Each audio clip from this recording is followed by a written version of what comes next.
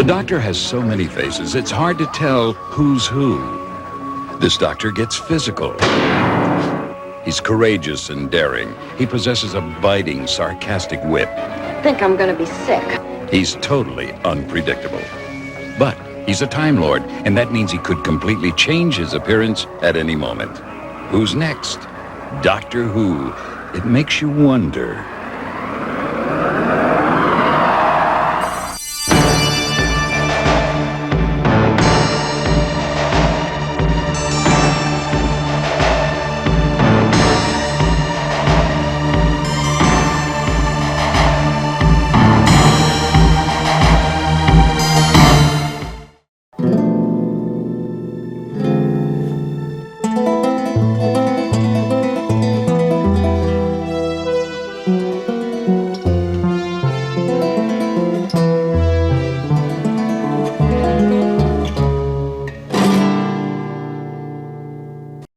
I'm not going to lie.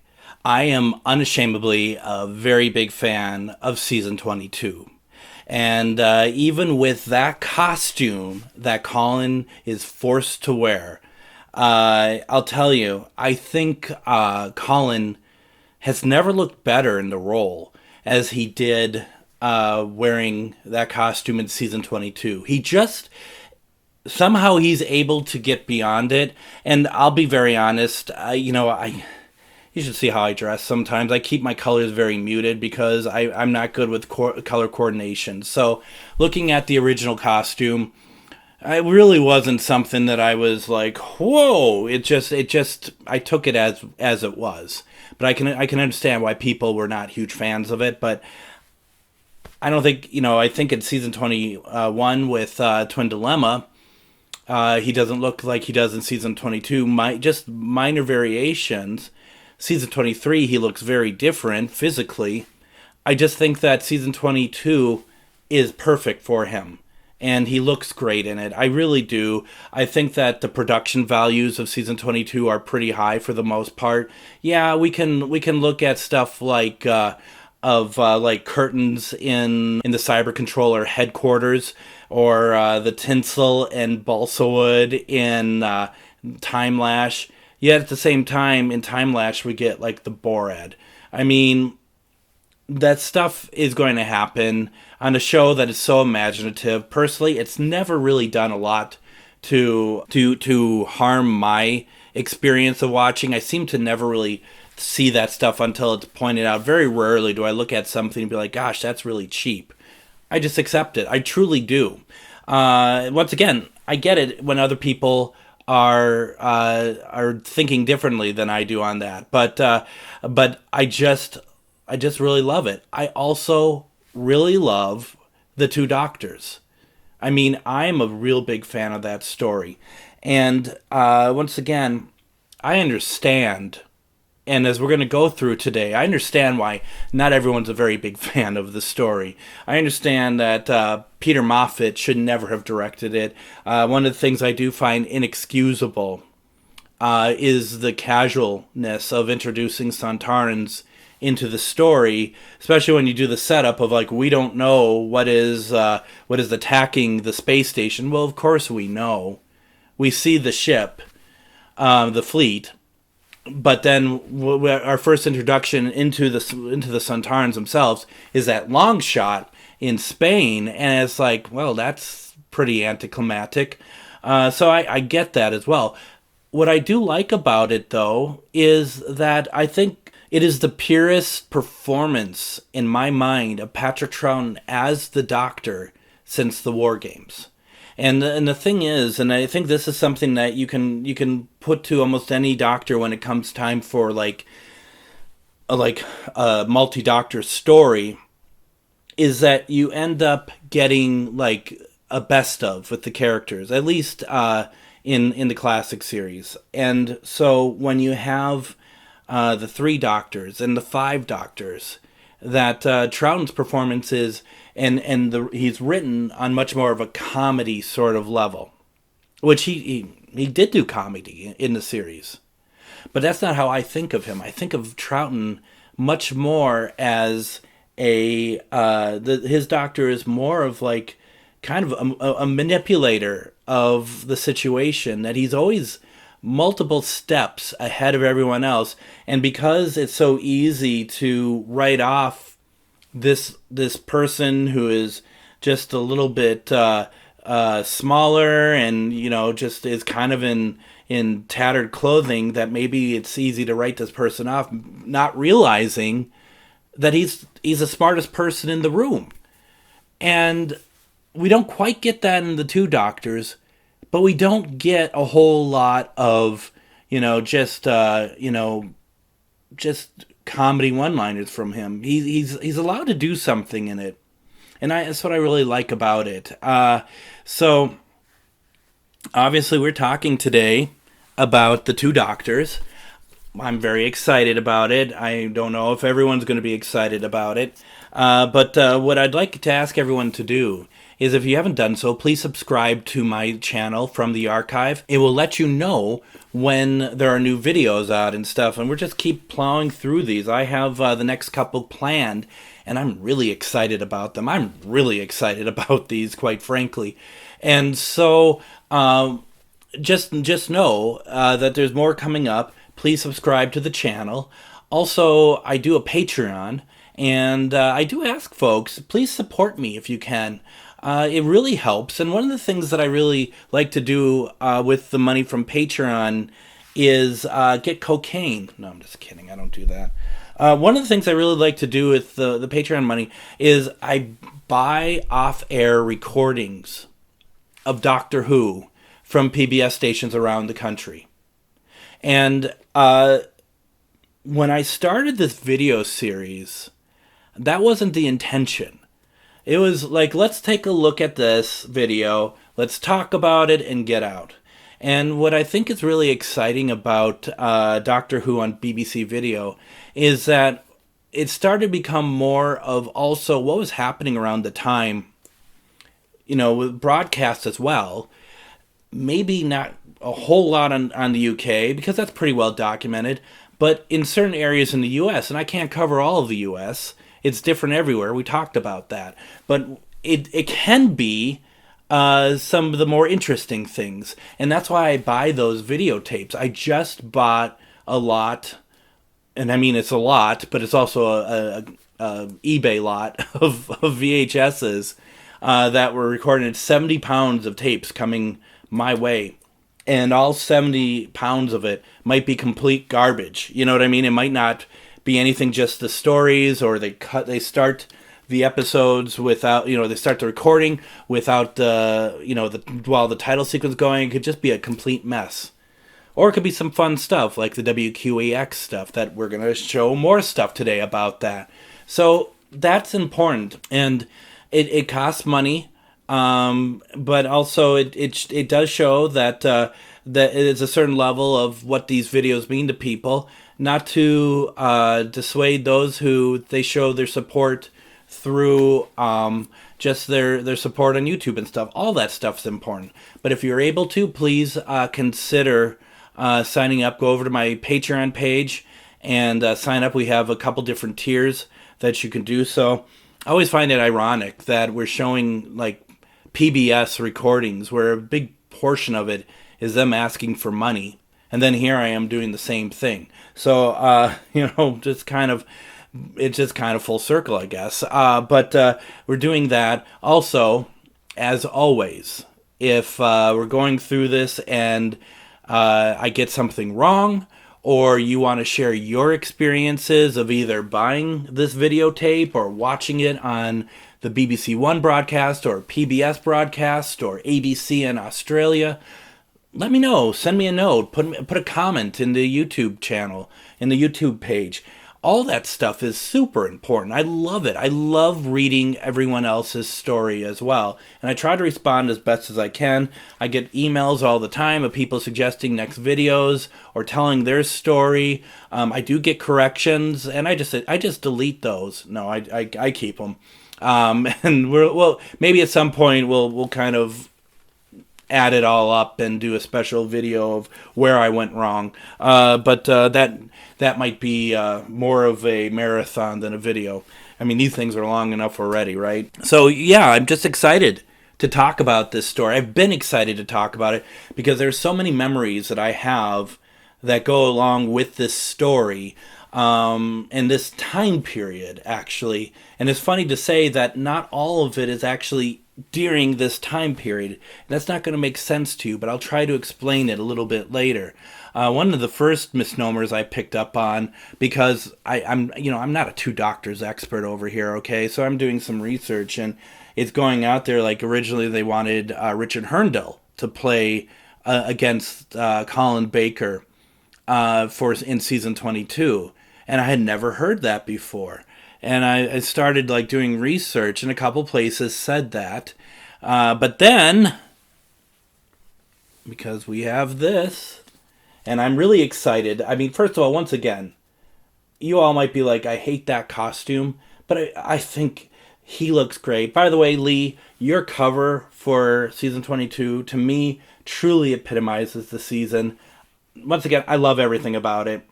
To get ready for this video, I went out and I it's rare that I play these, actually, because I've seen them so many times, and I'm dubbing over the other versions for this video for you, and but I'm like, okay, I'm gonna watch the Two Doctors from the Blu-ray.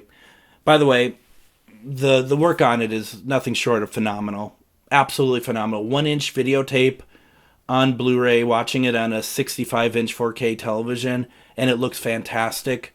And that opening scene with Jamie and the Doctor and the TARDIS, and when you go between the camera angles, you can see how one camera isn't quite on the same level quality as the other, so the shots look a little bit different. I love that. I think that is fantastic. And there's, unlike the DVD set, there is a making of documentary in here. They don't mention anything about Herndl at all. If that was real, it would have been on here, no doubt about it. And the origin of Troughton and Fraser Hines coming back to Doctor Who was just about how much fun they were having and how well they fit back into roles in the Five Doctors, which I find very interesting also because, gosh, they really didn't do a whole lot, and I wouldn't say that they meshed on screen in any possible way, but they did. I think they did here. So at the end of the day, I think it's all right. At the beginning of this video, we played a Lionheart promo for the Sixth Doctor, and although they never were played here in Minneapolis, St. Paul, I do know that they were played on WQEX because some of my recordings have them.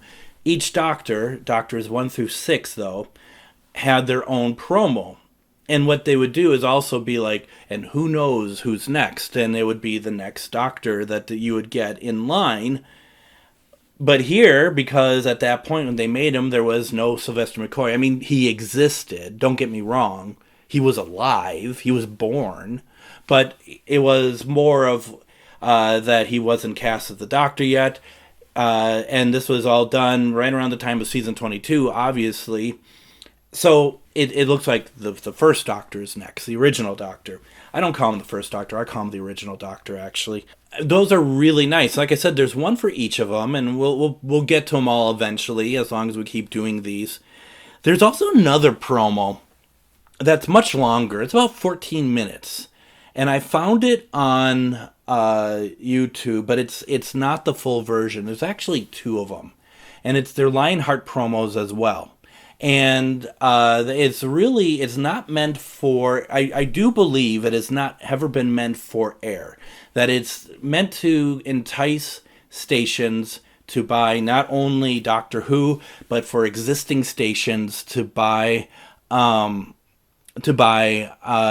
maybe a specific Doctor or something like that. Because at that point, when we talked about this before, when you're buying Doctor Who for PBS from Lionheart, it's not like I bought the Tom Baker package, so right away I'm going to get the Peter Davison package of episodes. It's more like you go back and you say, this is what I want. Now, from my understanding, and I do think that this is true, I've heard this from multiple sources, ultimately, Tom Baker's always been the most popular version of the Doctor at the time of the classic series being on PBS. So when you would buy like the John Pertwee package, you'd also have to buy the Tom Baker package. When you would buy Peter Davison, you would have to buy Tom Baker. Tom Baker, you would have to always buy. So that's why he was seen so often. I mean, people liked him, but I have heard that as far as like PBS like ratings would go, if they would follow that Tom was always still outweighed the other Doctors quite a bit. But I believe that the PBS stations were playing to the hardcore fans like ourselves who knew that we wanted to see everything. And so that in KTCA in the 80s always did a solid for us. And we'll talk about that in a second. But that promo that I'm talking about, and I'm not going to play it here. It's about 12 to 14 minutes. The one online is 10 minutes, and it's poor quality. And I don't know what I have for that. I'll have to take a look and see. He is from the edge of the universe, a member of an advanced race of super beings, the Time Lords. We have the power to do anything we like. Absolute power over every particle in the universe. But it starts off with just a voiceover, and the person's like, what is time? And there's some graphics and stuff, and it talks about time and time travel a little bit.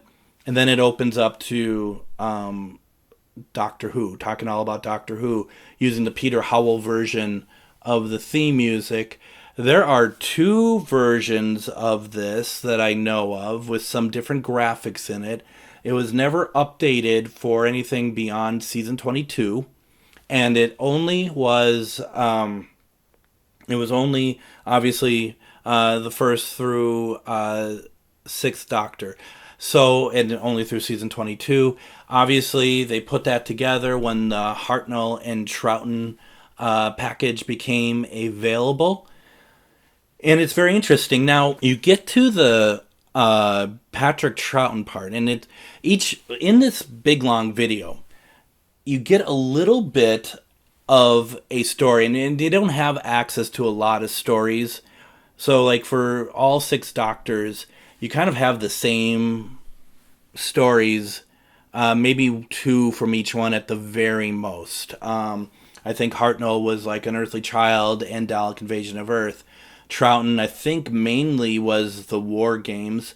Pertwee, 3 Doctors. I don't think there was anything else. I think you might have seen some stuff from Time Warrior. Tom Baker, Robot, and Armageddon Factor. 5th Doctor, Castrovalva, Caves of Androzani, and then, apart from some shots, I think mainly Twin Dilemma for the 6th Doctor. When we get to the 2nd Doctor, it is that bit in episode 10 of the War Games, where the Doctor is explaining to Zoe why he left the Time Lords, why he took the TARDIS. And underneath it is like music from this 14-minute piece, because like I said, it's the Peter Howell version of music, but then when it gets into each Doctor, there's some kind of other music that plays. And so you get to that bit in the War Games, and it took me years to realize, and we're going to be talking a little bit about the passing of Patrick Troughton today, because I think it's fitting. But prior to a Saturday morning broadcast in March, probably was actually April of 87 on Channel 2, because at this point Channel 2 is running Doctor Who on Friday night, Saturday night, and also Saturday morning. And it was really odd because it's, instead of like, well, some Hartnell I think was supposed to run, it's this clip, this scene from the War Games, and with this music that it's like, I've seen War Games a couple times already. I don't know what this extra music is, but I didn't really think about it. And then it goes to this Rest in Peace Patrick Troughton title, and I don't know if I think I think KTCA created that itself. I've not seen it anywhere else, and I have not seen any recordings yet that have that bit on there. And because it was, and I remember this, Patrick Troughton, what would that be, 1920 to 1987, with the dates, and then underneath it says, "My giddy aunt, we will miss you." I remember that very vividly, and I remember just being in shock. It was the Time Lords. They're your own people, aren't they, Doctor? Yes, that's right. No, why did you run away from them in the first place? Well, I was bored. What do you mean you were bored? Well, the Time Lords are an immensely civilized race. We can control our own environment. We can live forever, barring accidents, and we have the secret of space-time travel. Well, what's wrong in all that? Well, we hardly ever use our great powers. We can simply to observe and gather knowledge. And that wasn't enough for you? No, of course not. With a whole galaxy to explore, millions of planets, eons of time, countless civilizations to meet. Well, why do they object to you doing all that? Well, it is a fact, Jamie, that I do tend to get involved with things. Oh, you can say that again. Because the year before, I was supposed to see him and Colin at in October of '86. Supposed to see him over at a convention. We'll talk about that in a second here. Now, with the Two Doctors and all of season 22, we talked about how in Resurrection of the Daleks, we go from 4-part stories to 2 45-minute episode stories. Well, I was going to look up why that switch was made. I think it's covered ad nauseum everywhere else. I don't want to get it wrong. Let's just put it this way.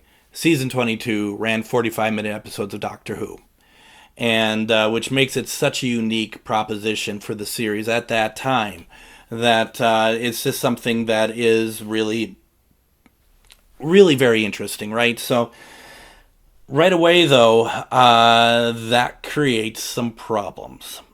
Now, what's interesting about this is that each story is a 2-parter with the exception of the Two Doctors. That's a 3-parter. So translated to how we normally watch Doctor Who as 25-minute episodes, roughly, that is 6 episodes of Doctor Who.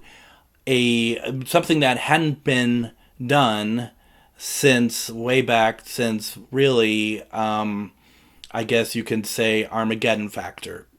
Shada could have been as well. So it's a long story. And so as we, the thing about that is that that makes things a little bit more difficult for syndicating to like North America, Canada, Australia.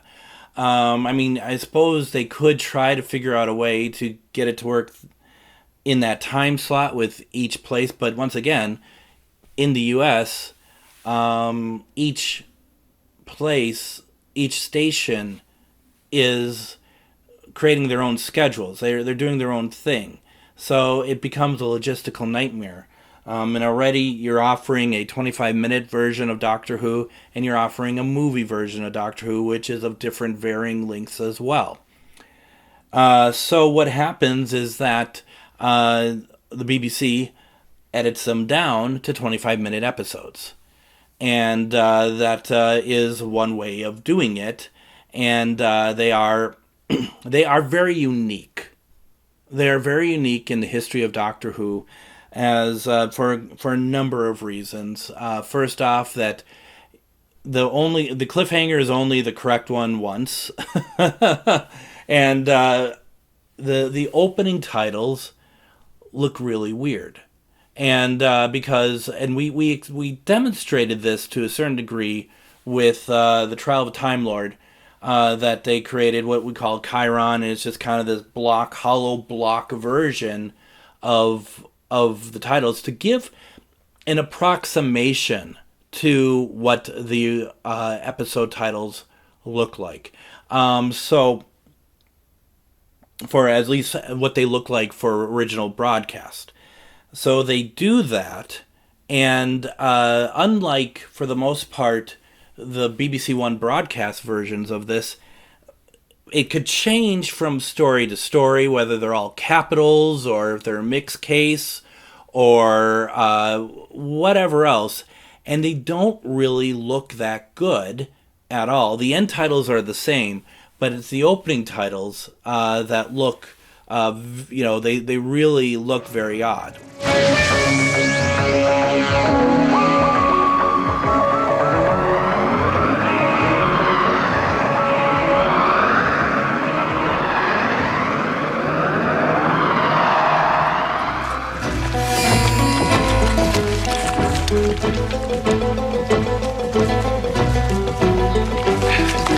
So it got me to wonder, because to do that you needed clean opening titles for Doctor Who to do that. I mean, that's a no-brainer. And so I thought, well, I know for a while when the DVDs were first coming out, and Vengeance on Varos, on the first DVD release on that, they did not replace the opening credits, as became standard. So at that point, they did eventually find a reel on a video reel of all the clean titles, opening and closing titles for Colin Baker. And I say that because the film, the original film, did not seem to exist, even though Richard Molesworth, when he put out one of his earliest of archive assets for title sequences, it sounds like it probably could have existed at that point, and he had it listed. It's also possible he got it wrong. It's very early on in his research. I have a feeling it was there. I really do. Now, so getting back to this, I thought to myself, I wonder if when the team found, and for their next Colin release with the Two Doctors, and they replaced the opening credits, even though it's from a video source instead of film, it was still clean, and they could add new titles to it. It looked just fine. I wonder if they went to BBC Enterprises and maybe found the clean opening titles through BBC Enterprises. How do I find out if that's true or not? Well, I just tweeted Peter Crocker, because Peter Crocker is the one that's putting all this together. And he's the one that's getting, finding out what's available, what's not, and with the help of everyone else. And so I reached out to Peter Crocker and I asked him just what I just said. Did those clean titles come from a BBC Enterprise source? And what he had told me, and it's on Twitter, literally is just like, and it makes sense. He's like, they found a studio reel of Revelation of the Daleks, which I knew about, and I actually thought I had, so I don't ever watch this stuff. And it was on there. So that's how that happened. And that makes sense. That makes a lot of sense. I really kind of was disappointed because I thought maybe I solved a mystery. It's not really a mystery, but maybe I solved it, and it's not the case at all. Since then, I believe what we're watching on the Blu-rays are from film sources. I think that film versions of telescene versions of the opening Colin credits debuted with the DVD release of Trial of a Time Lord. I mean, that's what I understand, at least. I would argue, they all look amazing coming from their film source and cleaned up. I don't know. I think Colin's is probably, I think it's, I don't know why I feel bad saying this, because it's my right to have a point of view. I think Colin's title sequence is probably one of my favorites of all time. It's just so colorful. It's so beautiful. Sid Sutton really evolved that starscape between season 18 and the Colin seasons, and I just think it looks great. It was also there when I started getting in, because I was getting in through my friend Mike, the WQEX versions of the syndicated, season 22, and they had that block. And that's where it started to kind of make sense to me that those recordings I had of season 23 from PBS that were movie versions that had that same sort of block made me think that I feel like that that the trial title sequence, if you remember me talking about it, I had at first wondered if Trial just changed its look of how they do their titling. And that's where I think I really came to the conclusion that somebody else is making these titles for these versions. And how I also know that is because before I got the episodic syndicated 25-minute season 22, I had seen the movie versions of season 22 years beforehand, where the opening title sequence and the lettering is consistent to how it should have been, if that makes any sense whatsoever. It's a long way to go to be like, I understand why they made the change. So now, of course, in my estimation, at the time, these 25-minute versions of season 22 were abominations, just like the Howard Da Silva episodes, because I was so hungry to get versions of these episodes clean and uncut, just the way that they appeared in the UK, because, we always say it, this is how Doctor Who is going to be for the rest of my life. I was never going to upgrade. There was no need. It really was a unique proposition that these existed. I made copies, but I was always looking for better copies. I'm going to talk about how that happened, but I didn't keep them, of course. I didn't keep these versions. Mike didn't keep these versions. Now on my WQEX tapes that I got most of them, which is incredible, and then filled in from somewhere else. So I should have all of them now, all of season 22, with the cut into 25-minute episodes, just like I have all the Howard Da Silvas as well too. Am I going to go watch all these? Not so much, but I just am happy that I have it. I just am happy. That's all I'm going to say about that. One of my favorite things that I didn't realize existed until I started doing the tape trading and getting something like season 24 and 25 and 26 early was BBC continuities. I had no idea such things existed, which is interesting because that's kind of what was going on WQEX. I call them VJs, but they were continuities, but they really poor continuities in some ways. Here, though, everything that has went out in the BBC, including to this day, has some sort of, now on BBC One sort of thing, which is, I find that so unique and I love it. I absolutely love it. And anything about the BBC, I'm so captivated by. I'm captivated by their logo, the fact that they use a globe. It's so international. It was so unique to me. So watching season 24 and 25 and 26, and you have this, computer-generated globe, BBC One, and they were doing some pretty complex breakdowns of where we're at with the story so far. And I think, gosh, that's amazing. So, when I'm getting these tapes, it's like, well, I'd love to get more. And eventually, me, I'd love to get them for like every television series that ever aired on the BBC, but that's not going to happen.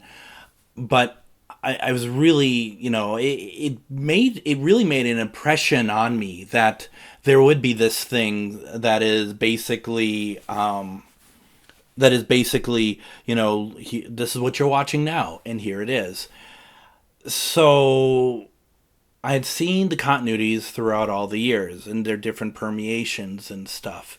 And the one being used in 85 had been fairly consistent with the ones that were being used throughout the 70s as well, give or take. But I found it very interesting.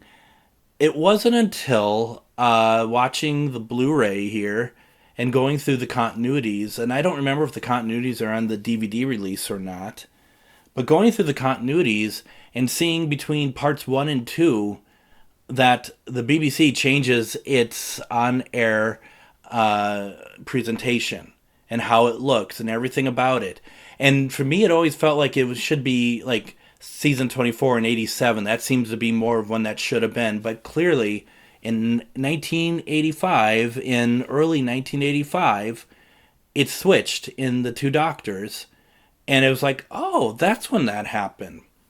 I'm curious to know what the UK viewers thought of that. What UK viewers to this think of this. Because that previous continuity, the blue and yellow globe and the mirror behind it, pretty iconic. And it was it's a practical prop that they switch on, and the person who's doing the continuity is not pre-recorded. This person is live. So the person is doing stuff between shows, but then comes on live to introduce what you're watching next. And so now we go to computer graphics. I'm thinking that the continuity announcer is still live here, but what a change. That had been a huge change. And it reminds me of a computer that was around back in the 80s. And I know it's not it, but it reminds me of a computer by Commodore called Amiga. And I remember in their commercials, they had a globe that looked just like it. And I wanted that computer just so I could recreate that globe and put it in front of my own recordings. I know I have an illness. I really do. But I really wanted that. Only for that, for nothing else. It was one of the first multimedia computers, though, that was meant to kind of do something with editing, even though nonlinear editing really wasn't a thing at that point. But it's like, I felt really good that I never knew where that changeover was. So it was kind of cool to see that. And once again, I'd love to know what UK viewers thought at the time, especially like the first time seeing that. From going from last week's episode of Doctor Who to this week's episode of Doctor Who, and like, whoa, that's very different.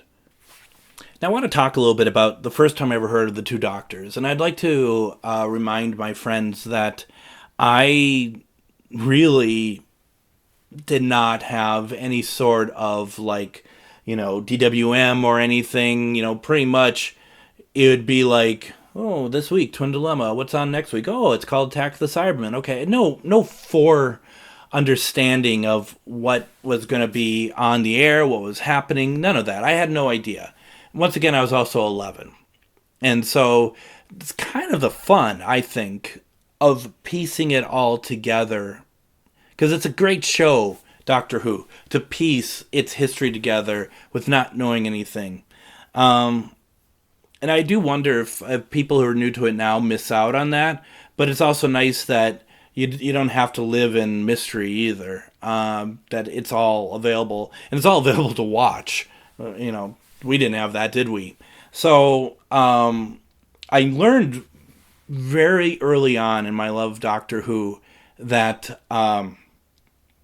there's novelizations of stories and stuff, because as soon as I started really getting into it, I went to the local public library and started seeing like books and stuff, and like I had no idea where what era these stories took place, because a lot of times there was a period that they didn't really put the Doctor on the cover. And so I remember at the St. Anthony Public Library, there would be like copies of Sunmaker, and it would have the Collector on the cover, and it'd be like, who's that? What Doctor is it? I remember getting the Aztecs, and it was, it's not even, there isn't anybody from the series, from the story on the cover, to be perfectly honest. It's some generic person on the cover, and I remember reading it and not really knowing for sure which Doctor it was at first, because like I didn't know who Ian and Barbara and Susan were. All that was very unknown to me. But the more I learned about the the more I learned about the books, the more I was intrigued by them. And one of the things I love about the books are the covers. That shouldn't be much of a surprise to anybody, because that's what I talk about all the time. But so I went to there was the bookstore in this mall nearby me in St. Anthony Village called Apache Plaza. It was really the first indoor mall in America. It was, not a big mall. There's a lot of other ones that are much bigger. In fact, and if you don't know, in the Twin Cities, we hold the largest mall in America, which is called Mall of America. So, and my dear British friends who have come out to visit us have always wanted to go. We always have to take them to that ghastly place, but there you are. Meanwhile, at Apache Plaza, there is this bookstore called Little Professor Books. And it's you can almost get kind of nostalgic over this because it's so long ago and it was so simple back then. Life was so simple back then. There is a sci-fi section when you walk in, and it's not a store. It was like a large kiosk, if you will, in the middle of the mall, like on the perimeter of the inside of the mall. So it wasn't small kiosk, but it was larger. But it would be like 4 walls and no ceiling, because the ceiling would be much higher up in the vaulted mall ceiling. And, I started seeing, like, Doctor Who books there. And I think I got, like, one of my first Doctor Who books, of course, would be The 5 Doctors. And there's something about people like me, as kids, especially starting off watching the show. When we move from casual viewers to enamored. When we turn from people who are interested into obsessed. So at Little Professor Books, I remember the guy who would always be behind the counter. He looks like he belonged working at a bookstore. So he was perfect.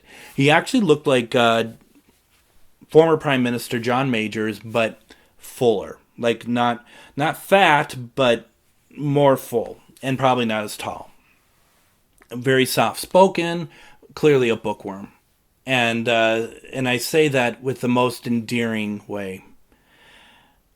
And 10, 11-year-old Greg walking in and be like, is there any more Doctor Who books coming? And so they would get from their publisher, and the distributor in America was Lyle Stewart. And they would go, and anything that's new coming in would be on microfilm, like strips of microfilm, and he'd pull out what's coming in the next couple months, and he'd pull it in, put it in. He'd have to look, kind of like Mr. Spock in Star Trek, looking in that little thing, and be like, well, this has happened, and I'd be like, I'd like to order it, please. Okay, and what they would do is that they'd order 2 copies.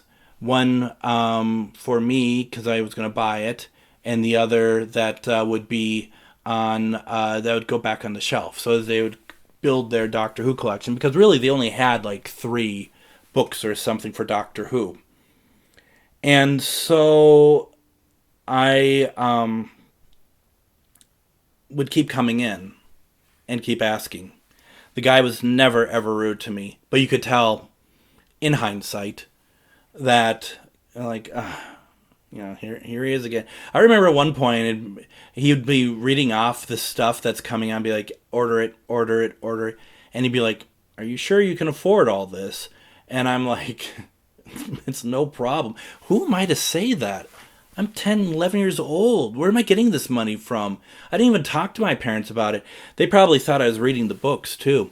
Finally, he's just like, why don't you come back here and take a look to see what's coming out? And I'm like, okay. I'm looking at that as, like, that's amazing. He trusts me. I think he's just like, oh my God, you again. And he'd just have me take a look and not have to deal with it. One day, I saw something called The Two Doctors. I knew nothing about season 22. In fact, season 22 hadn't even come out here yet. I'm like, and I looked at him, I go, what is that? Like, he would know. But I was so excited, I just thought everybody, and that's another thing about problems with people like myself who are obsessed. We think everyone shares that obsession that we have, and no one else does.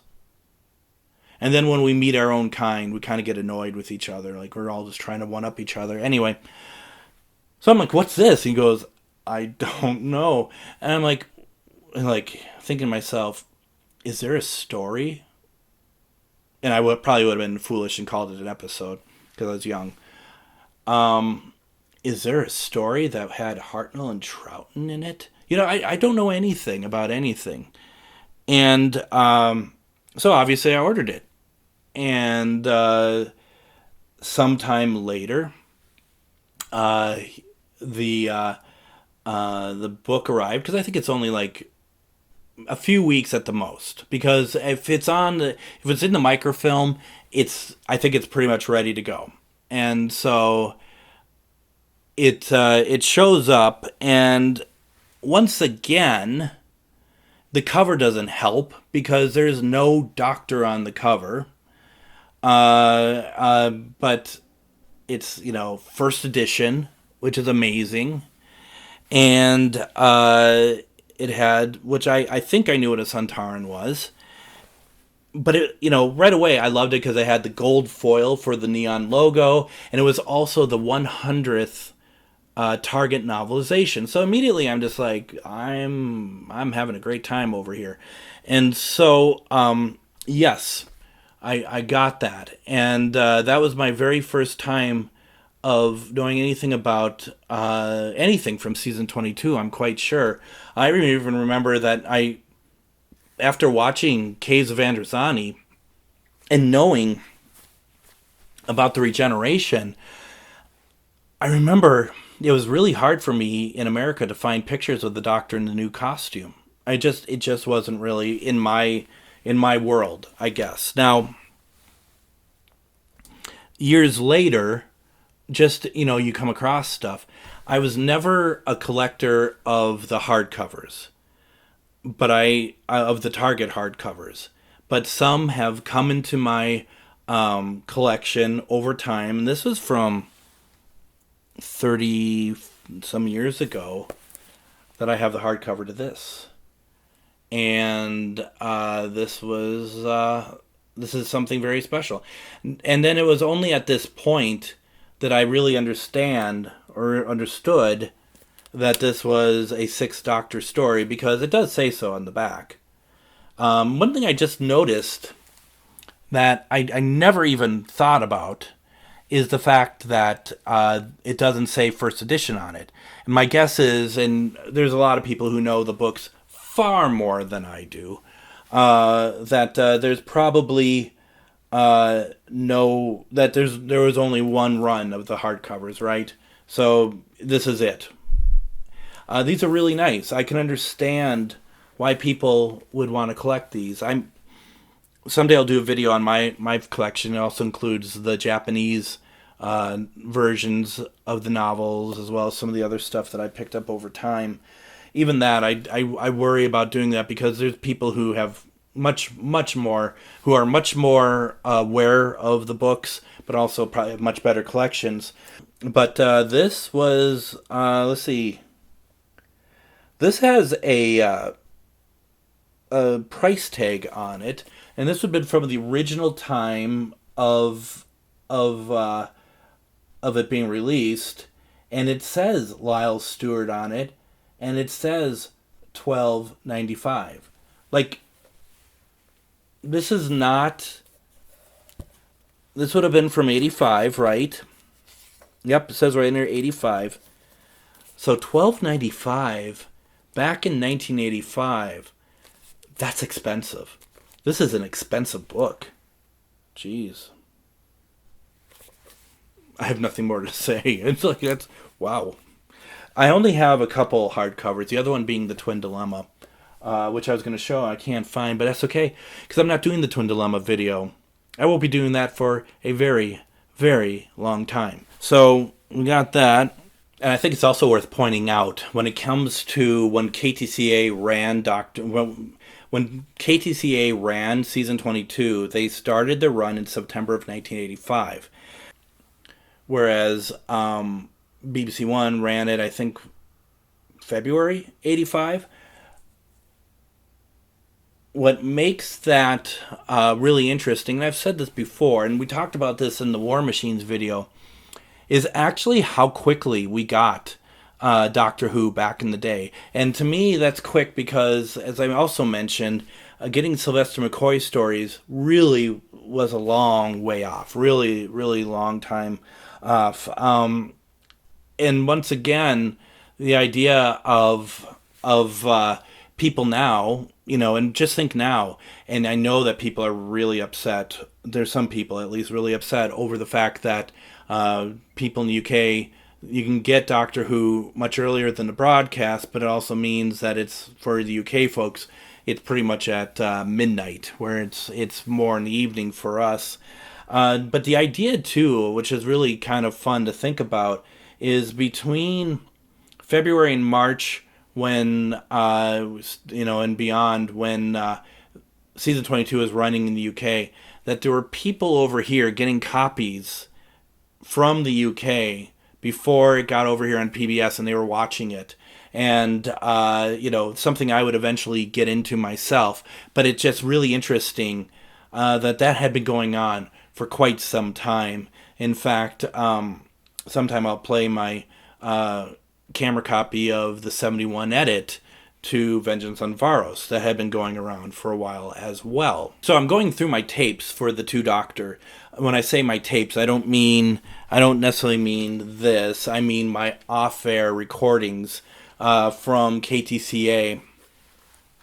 And I run across this in one of the promos. Why do I have to be capped? Everyone's capped when they come of age. The tripods have eliminated the evil and greed of war, death, diseases, and despair. We thank the tripods. There's no land in this whole world without tripods, but there is a place where men are free. A science fiction thriller. The tripods are coming, and if you're over 15, they're coming to get you. The saga of tripods continues Saturday night at 6. Now, the tripods, as soon as I saw that, it brought back a lot of memories. And the tripods first aired in 1984. And so we're looking at the 40th anniversary of the tripods. And I don't remember if the tripods aired on KTCA in 1984. I want to say that it aired in 1985. And I don't remember because this isn't Tripods on BBC Video. It's Doctor Who on BBC Video. I don't remember if the Tripods, when we got it over here, if we got both series. The second series was made in 85. This was not a replacement for Doctor Who.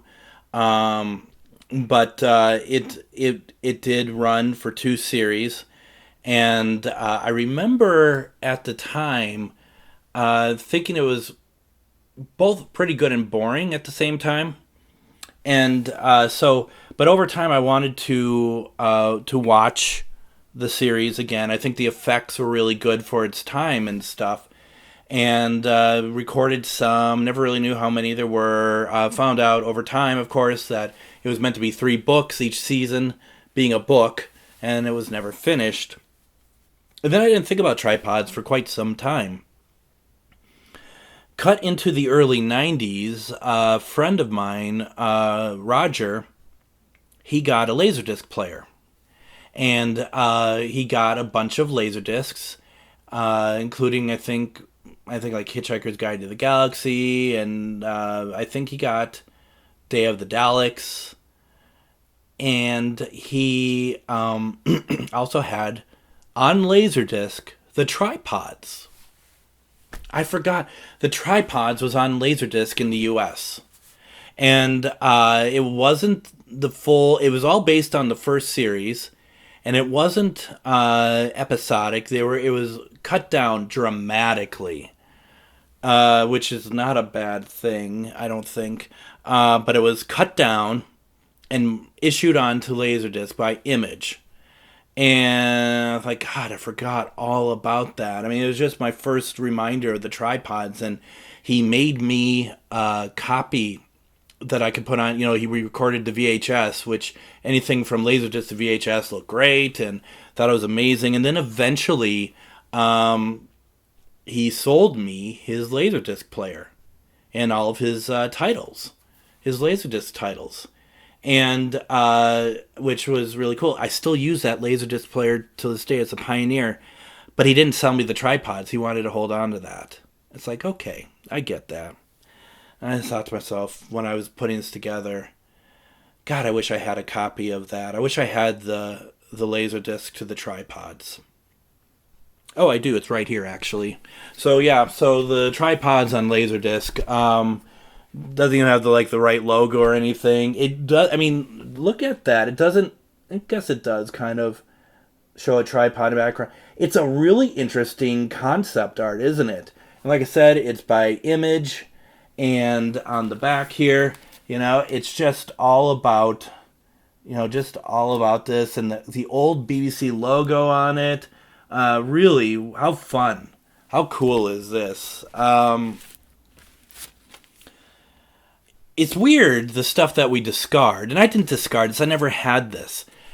But looking for versions of stuff that we had when we were younger that maybe we got rid of prematurely because we were always looking at the next thing. And collectors like myself, then going back to pick up stuff like this. How cool is that? Now, of course, tripods, that was the only U.S. release. I think it's still the only U.S. release. I don't think it ever was released on DVD over here. But in the UK, Series 1 was completely released on BBC Video, which I had.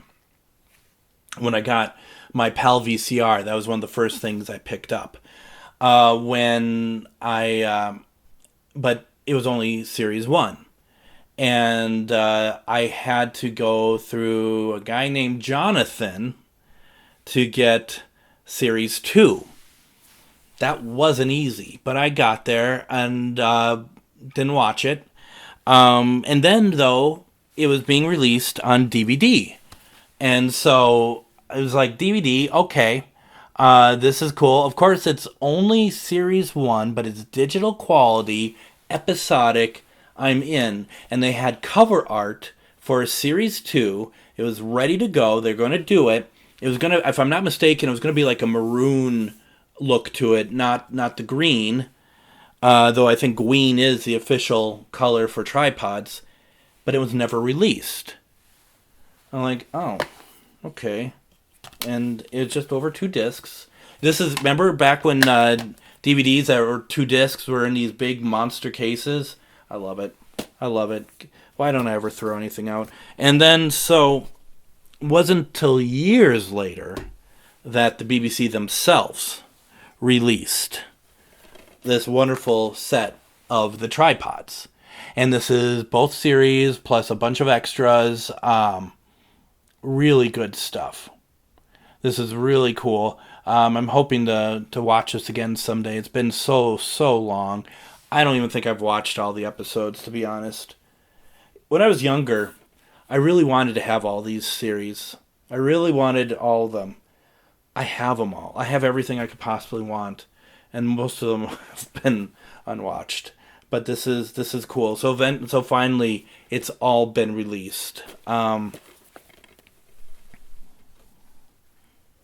pretty sure you did not expect to get tripods when you clicked OK on the Two Doctors today, did you? Speaking of stuff that's been on KTCA, like the tripods, I doing some research and I found an old part of what's called Scene Magazine, SCENE. It was the magazine given out to members who supported KTCA in public television.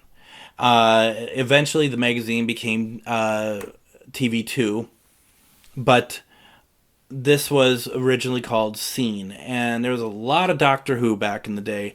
And as time went on, when KTCA was creating its own programming, that's where the focus of everything went. So there wasn't a lot of conversation in the 90s about, stuff brought in from the UK. Back in the 80s, that was a big part of everything. And I was very surprised to find a letters section.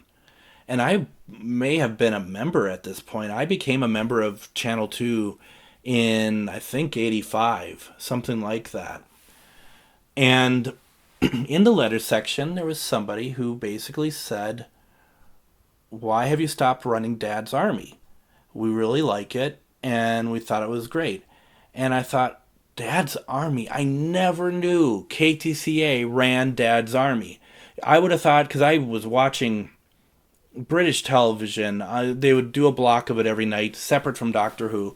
I would watch it, and there's stuff that I remember not caring for, like Brass. But I would have thought that I would have at least remembered Dad's Army. But no. Nope. And they mentioned how little of it there was that they were shown. And I think what happened there, even though a lot of it still existed at that point, especially from series 3 onward, apart from, even Room at the Bottom, I think existed at that point. It just was a film print, which wouldn't have been included. They would have had access, I could be wrong, but I don't think so.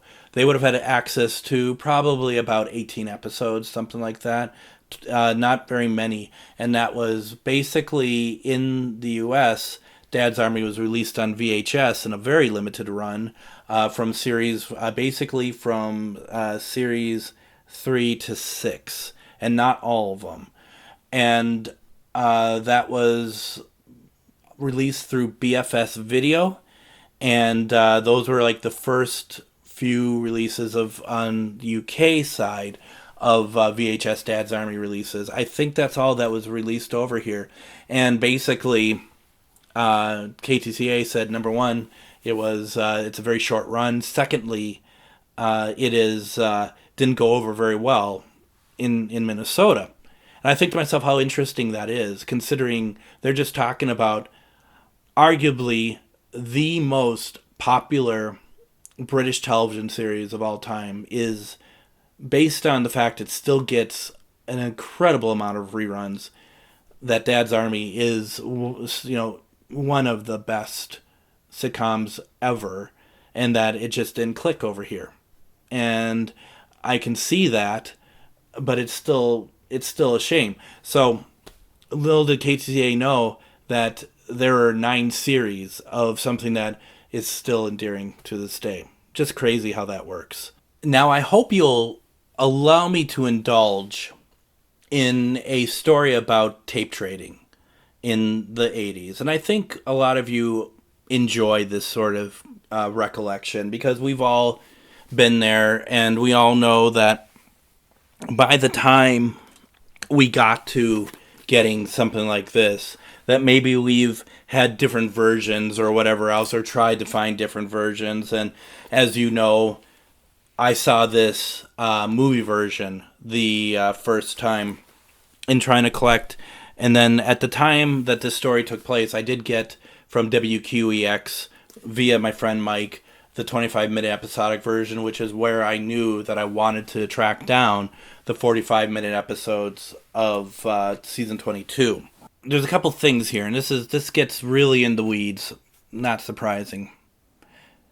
When it came time for me to put together my official Doctor Who video library, that, as I mentioned in An Earthly Child, were all going to be on Scotch tapes, T120 black case or black cardboard box tapes.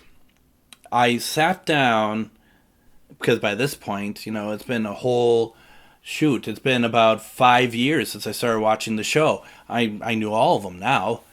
I sat down and I knew how many, what type of tape to put to a story. And what I mean by that is, like, if it's a 6-parter, I'm going to break it up, 3 on one tape, 3 on the other, that sort of thing. And I know when I say this, I am not the only one in the history of Doctor Who fandom to do this, pre-plan and see where things go. So I know I'm kind of preaching to some choir here.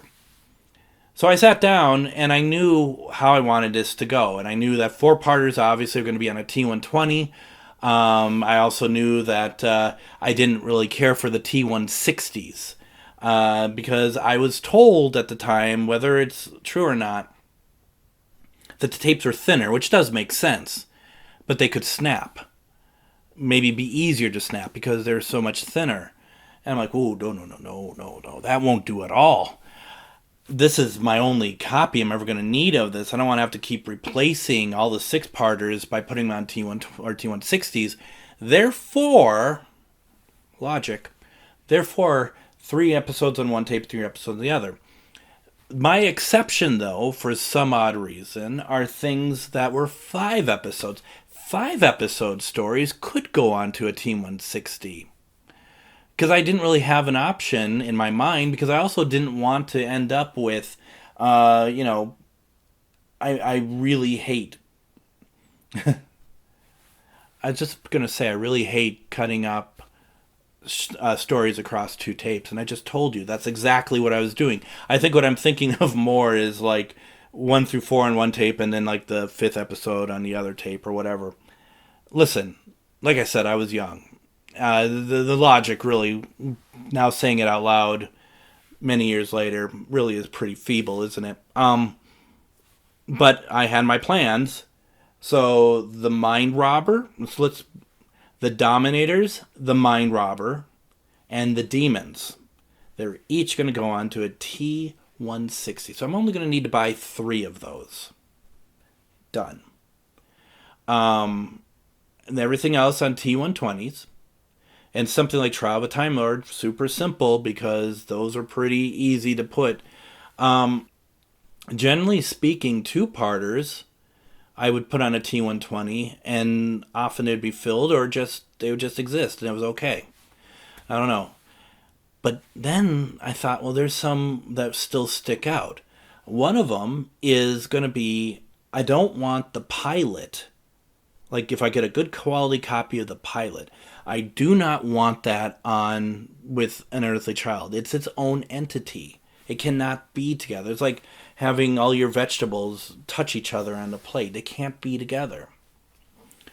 So, and then I thought, well, the Two Doctors, Part 1, because we can't split. If I get the 45-minute episodes, I can't split it between the 2 tapes equally. It's always going to be unequal, 2 on one and 1 on the other, because I can't use a T160. So I devised this amazing idea. Okay? I decided there is going to be at least 2 instances I'm going to need a T60. So that's 60-minute tape. That's a professional grade tape. They don't sell them like that. You can't go to Target and buy a T60 tape. They are for professional, because some stations were still using VHS half-inch. And so how do I get a T60? Could I email them? No, email didn't exist at that point for us. So I wrote a letter. I wrote a letter to 3M, which is based in Minnesota. It's headquartered in St. Paul, actually closer to Woodbury. And they make Scotch tapes, but they make a professional grade tape too, because I must have done some kind of research on it.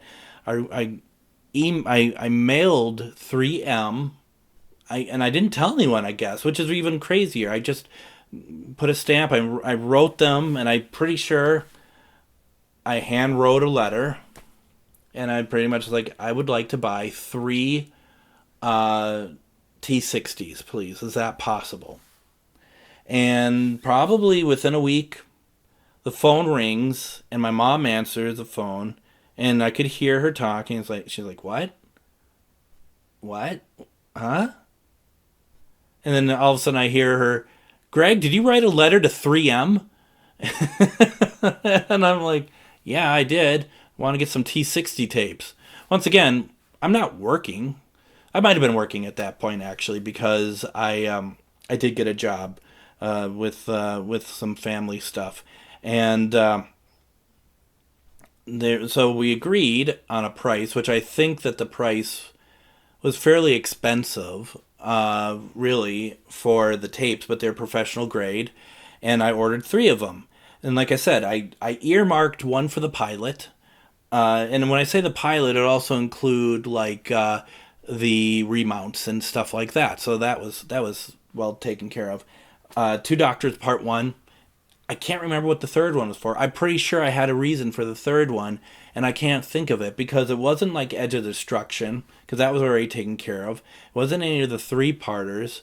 So at this point, I don't remember what that was, and maybe it was just to have an extra. So, and so over time, like in the next day or so, I got these wonderful T60s, and they weren't like a lot of the professional cases were like these really nice plastic that you have to like pull down part of it to open it up.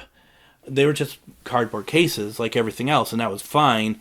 But I mean, first thing I did was I created my typed labels for them, because this was, even if I didn't have them, I could type it up and put it onto the shelf, knowing that at some point that was going to be taken care of. So with that said, where am I going to get season 22 in its proper episodic format? I mean, honestly, that's something that but I figured at some point the situation would arise. It wasn't like I was dying to see it, but I knew I wanted it. And so I went to PolarisCon, and it was, I think, that year in '89. And I went to PolarisCon. It was a big Doctor Who convention in Minnesota. I talked about Time Fest the year before. PolarisCon was '89. And at the end of the convention, I meet someone, because I have, part of the Whoniversity, we do this video room that shows a lot of rare stuff, and I meet this person Sunday night. His name is Gordon. He's in Chicago. And he says that he is a big collector. He has pretty much everything, all in really good quality. And I'm just like, would you consider trading with me? Trading and nothing. But would you consider trading with me? He's like, absolutely. He gave me his phone number. And that was Gordon's first mistake. And so the convention was over, and I called him up and talked, and I could just talk about anything. And so, I mean, but he was always very nice and stuff, and he sent me his video list. These are new concepts for me, but they are informed concepts that shape how I do things going forward. You know what I mean? And we talked about before, like, where I came up with the idea of doing typed labels, where just one story per tape comes from, all that stuff for me. And he sends me this bulky, just this thick envelope. And I don't have it all anymore. I have parts of it. And I have more somewhere else because I put it on my blog.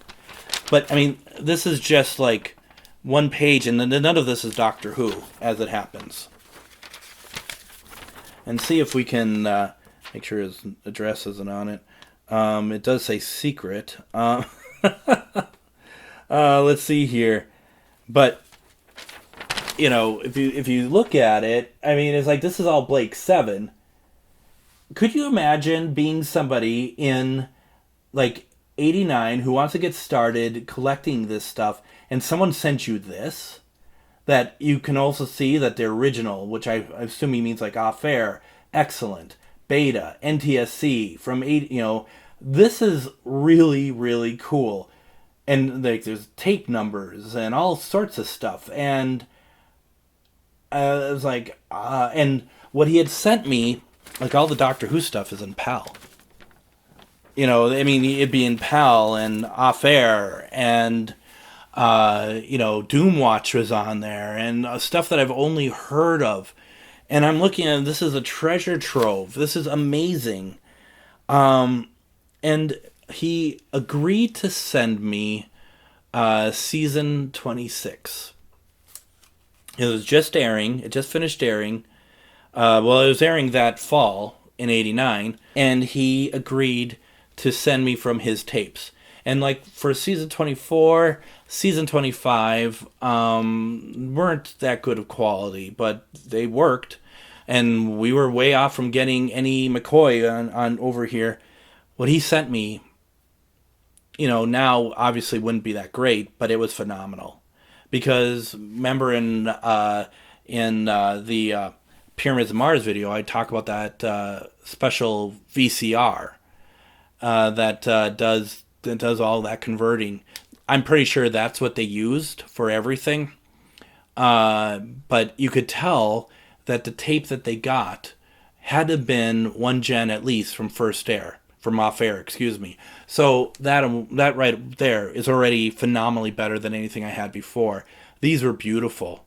These were absolutely stunning for its time. And they had the BBC continuity in front of them and all that good stuff. And it was just an incredible time. So we get through stuff, and then like every time I'd get a tape, I'd thank him. And once again, I sent him blanks, labeled and everything. He sent me the tapes, and I, just like with Mike, I don't think I ever paid postage. I just sent them.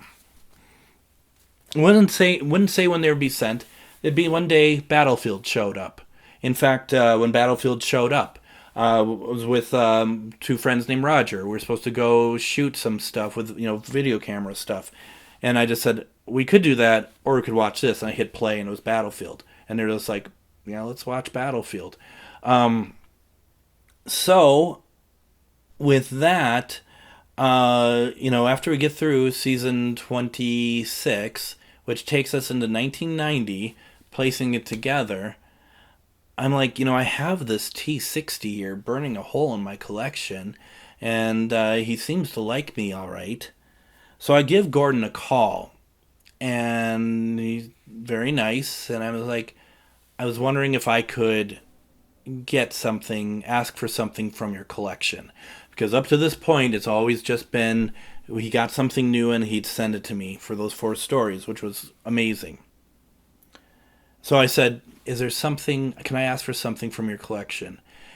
And I'll always remember the tone in his voice. He's like, what do you want? Just right away, like, that's not the question that's supposed to be asked here. And I just kind of meekly was like, the Two Doctors? And he just starts laughing. And I'm like, well, did I break him? I mean, I don't know what's happening here. He's like, oh, yeah, that's fine. That's fine. He's like, I thought you were asking for some of the orphaned episodes that, we've worked so hard to get high-quality copies of those. And, we just don't really let those out.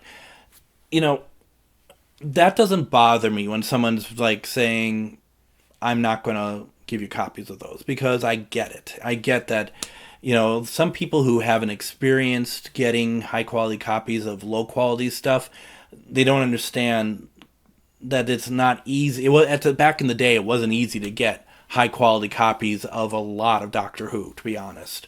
So, when he said that made sense. So I like, can I send you tapes? And he's like, absolutely. And so I sent off my T60 and my other T120. And I don't know if he saw that and was just like, F that. But I remember I'd try calling him. Once again, remember we talked about Obsession with the Little Professor books? Probably not too far, because I was just excited. I was so excited. Number one, talk to somebody else about Doctor Who. Secondly, this is to me on an international level, because he has friends in the UK sending stuff in. They have equipment that can convert from PAL to NTSC. They have everything that I want. Let's just be honest. I could have a really nice collection here. And I call. No answer. I call, like, not, over a course of like a few weeks, no answer. And that was kind of about that. That was like, never heard from him again. Maybe he still has my T60. But I also admit I could probably be a lot. And I can still be a lot. And so it's truly one of those things of like, yeah, I know, I get it.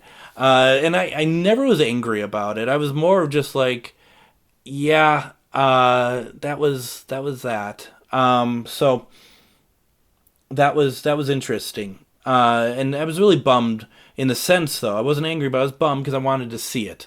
Because I was hoping to see, like, the continuities and stuff like that, and see what did it look like when they put those 2 episodes together, because I would have no idea. It's 2 episodes put together. But there we are, you know, and maybe there's some other cool stuff on the tape or something else, because there was on Battlefield, there is an episode, I'll have it down in the bottom here, because I do not remember the name of it. It was a show about a chair that like Helping Henry or something like that. And I think I'm getting myself confused with After Henry, and it was just like kind of like stop motion stuff like that, and like. One famous day we soared away in deepest, darkest space to find the world of planet Earth, that dark, mysterious place. We didn't want the Earth to know about our curious stares, and so we crossed the universe disguised as dining chairs. I'm helping Henry, and I'm telling Henry everything I know. I don't know what this is. I don't really like it, but I like the fact that it's on there. That sort of thing. So that was the story with me never getting season 22, but I wasn't out of luck yet, right? So one of the things that happened was, you know, players count was 89. In 1990 was the first Visions, which, once again, this other internationally huge, wonderful convention, blew my mind away as a young guy of all these people who, it was on a different level than the conventions in the Twin Cities at that time. And it's not a bad thing. It's not a bad thing for either of them. It's just that it's what it was. Polaris Con would have 3 guests, and they were amazing guests, and they were big names. Visions would have 20. And they were all big names. You know, it's just a very different level. The hotel was different, everything like that. And around 1991, I think it was, I met Jeremy Bentham, who had a table in the dealer's room at the con. And it might even be, I think it was more like 92, to be honest. And so I struck up a conversation with him, and you know, all these people I met from the UK always turned to one thing: do you have a video list? Can I see what you have? Will you trade with me? All this stuff. And so I asked him. I said, "Do you happen to have season 22 as it's a proper episodic?" He's like, "Yeah, I do. I taped it off the air." Like, great. And so we came up with a price, and he sent it to me after a period of time. Funny enough, just before I started recording, I found the invoice that came with the tapes. Funny enough. So I thought it was £50 they charged me. He charged me £20, I think, and added some shipping, and so it came for me $55. But I couldn't find anybody to convert it. And so with that money, with paying it, and that's, once again, I do really wonder where this fountain of endless cash had come from. I think it's from living with my parents, and I was working, and you know, when you're living at home, you don't have any real bills. You're just existing, and you have money to spend on stuff like that. So that's how that showed up. He He sent me the tapes. Ultimately, as we're going to get to, these tapes are of the poorest quality. Really pretty bad. But I don't really know that at first. I kind of suspect a little bit because they were not new tapes. He did not make a dub. They might have been his off-airs for all I know, but they were not new. And I didn't know how to convert them. So what ended up happening, and I don't mind naming names in this because I think this is pretty crappy, and I'm going to name names. Found somebody over at the Milwaukee Time Lords. And at that point, the University, we knew a lot of different people from a lot of different places. And there was this guy named Jay. And I met him once. I think I met him at a Visions or something like that. And we exchanged and got on the phone. And I said, I have season 22. I'd like to get converted. And you're like, yeah, that's not a problem. We have a PAL VCR over here. We can make conversions. Like, perfect. That's great. Sure, and, I'm generous. Make a copy for yourself. I'm just, I'm sure they would have anyway. He goes, well, this is how it works. I'm like, okay. He goes, well, we're not going to charge you. I'm like, thank you. He goes, but our rule is anytime we make a PAL conversion, we keep the PAL tapes. You ain't keeping my tape. Well, but that's how we do it. I'm like, why? Well, because we have a PAL VCR and you don't. Sorry, that's not how it works. He goes, well, then what are you going to do? I said, well, it won't get converted then. I said, I'm not giving you my stuff just because that is just such a weird rule that you came up with. I'm not going to do that. I just said to him, you can shove that rule up your ass. I said, the first off, it's my tape, and if that's how you're going to do it, then I want nothing to do with it. And here's the thing. That was kind of fandom at the time. It was a little bit like, there's some people who just really wanted to have, just kind of put their clutches on stuff or make rules or whatever else. And maybe it's still that way now, but honestly, I don't delve into any organized fandom at all, really. So I really don't know. But boy, so I didn't send them. I didn't send them for another year. And that's unfortunate how that worked. So you might remember a guy by the name of Louis Buxy Singh that you may remember on such videos as the Tomb of the Cybermen video. Because he was the one that originally had told me that tomb had been found and is being returned. That was in November of 1991, and it didn't get announced till very early of 1992. So he knew what was going on, but he also had made some conversions for me, such as the Curse of Fenric, obviously at that point Tomb of the Cybermen, and he gave me some other stuff, some really nice quality things. So I asked him, because I got the tapes, I'm like, would you convert these? He's like, no problem.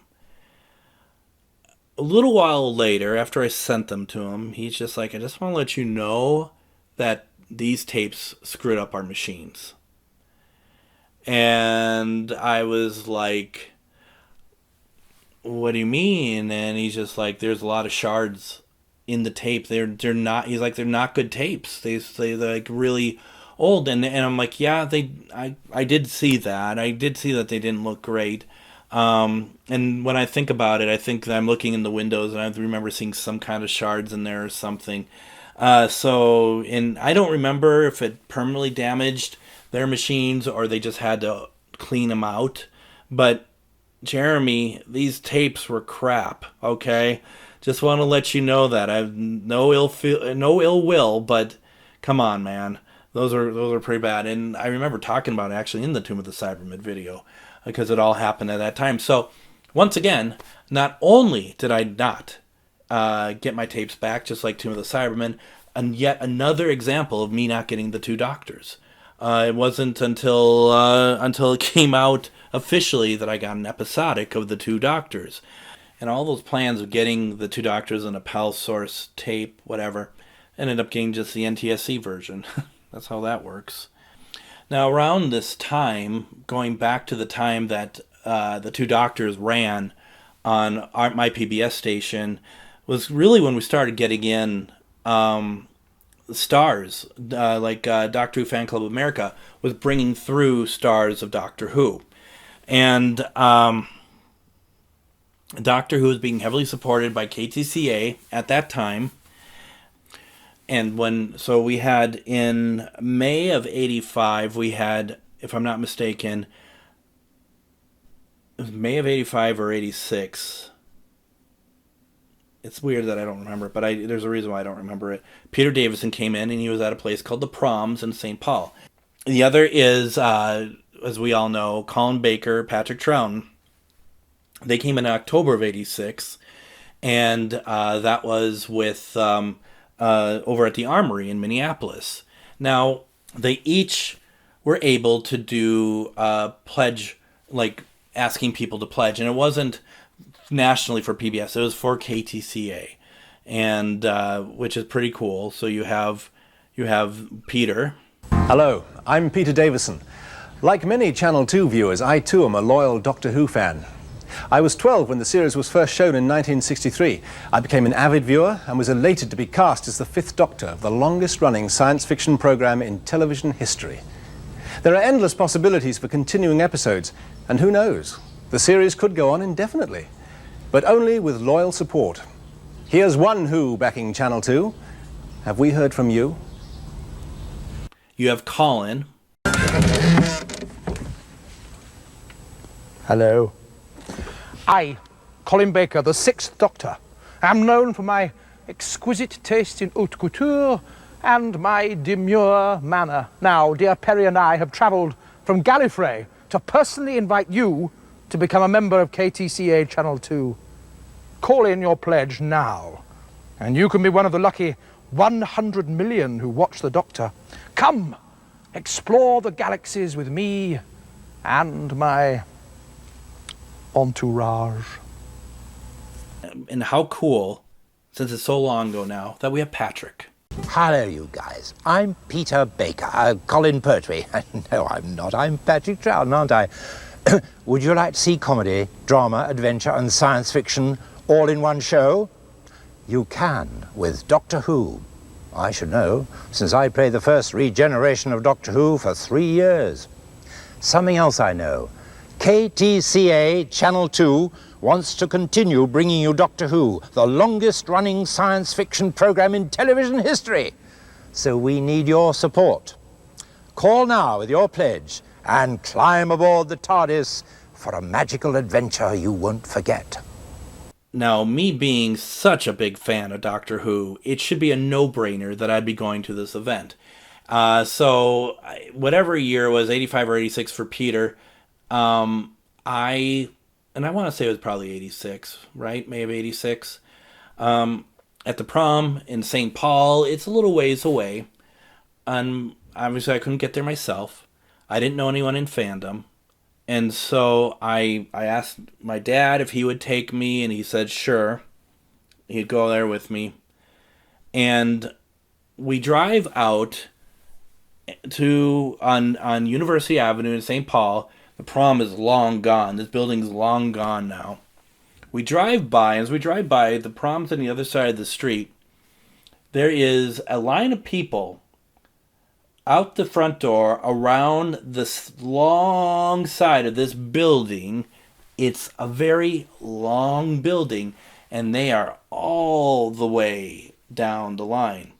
And my dad turns the truck around, which we'd have to get into the parking lot, drives past the Prom to get back onto the freeway and drive home. Not even a word, like, nope, not doing that, whatever. It's like, nope, gone. And, even at whatever age I was, 11, 12, I got it. My dad worked a very manual job. He worked on buildings, construction sites, a lot of work on your body. Guy's tired, even if it's a Friday night, the guy is tired. It one thing if you can just get in there, do your thing, and get out. And a lot of people went, they said it was great. And then so when it came time for the Patrick Troughton, Colin Baker one. The Two Doctors are coming to Minneapolis. It's a Doctor Who festival. Meet the second Doctor, Patrick Troughton. I do tend to get involved. And the sixth Doctor, Colin Baker. Receive this weary penitent. Plus the official BBC Doctor Who exhibit, costume contest, and more. It's all at the Minneapolis Armory, Saturday, October 4th. Tickets are on sale now at Dayton's ticket outlets. I asked and thought about it, and then finally my mom just came over to me, and she's just like, no, he's, Dad's just too busy. Not too busy. Dad is too tired at that time. And it's like, once again, I get it. Obviously, would have liked to have met Patrick Troughton. I have met Colin a number of times, and I'm going to talk about Colin at a convention here in a second. A second for me is about 45 minutes for everyone else.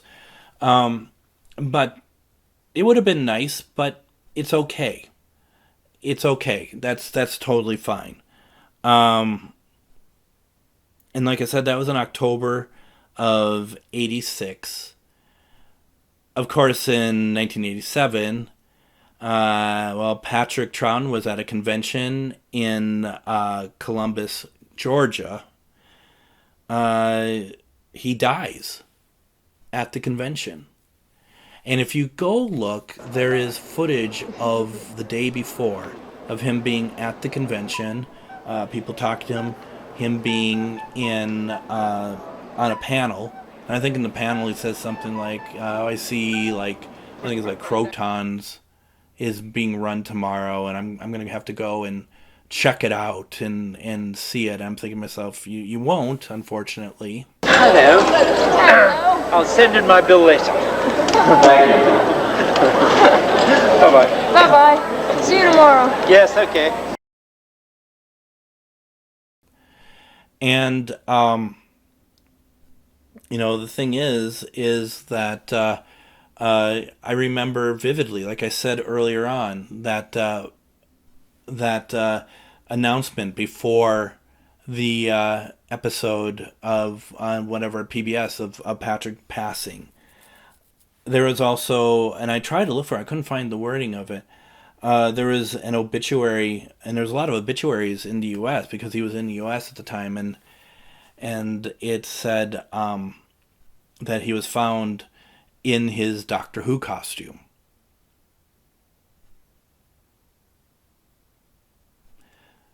No. And nowhere in it does it even mention anything about Lucy. Now, for some reason, and I've kind of been trying to think about it. When I think of Visions, I always think of season 22. I think of it quite a bit. I feel like that they go together, even though they are about 4 years apart. And I think one reason why I think about that is because Colin Baker had been to many of them. Nicola had been to many of them. Jacqueline Pierce had been to a lot of them as well as J&T, Gary Downey, and Paul Darrow, actually, had been to many of them.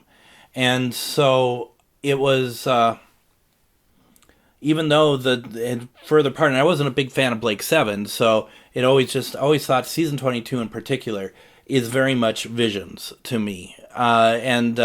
It's just, I find that very fascinating. And I guess, too, in a sense, Fraser Hines was there quite a bit, too. I was thinking about it today, about how Fraser must have had the time of his life going to U.S. conventions, because, he was in his 40s at the time of the Two Doctors, at the time of Visions. Good-looking young man. And, boy, I remember, especially at Visions, all the women swooning over him. And I remember being Saturday night, very late, and just, how people just kind of glom on to other people at conventions, and I was just found some people over by a fountain in the main area over at the Hyatt in Chicago, where the convention was, and all these women were around there, and some guys and stuff, and in the middle of it all was Fraser, and he was getting getting his temples rubbed by a woman, and just kind of his eyes are shut and he's just enjoying life. And I'm like, that must be amazing. I mean, you see,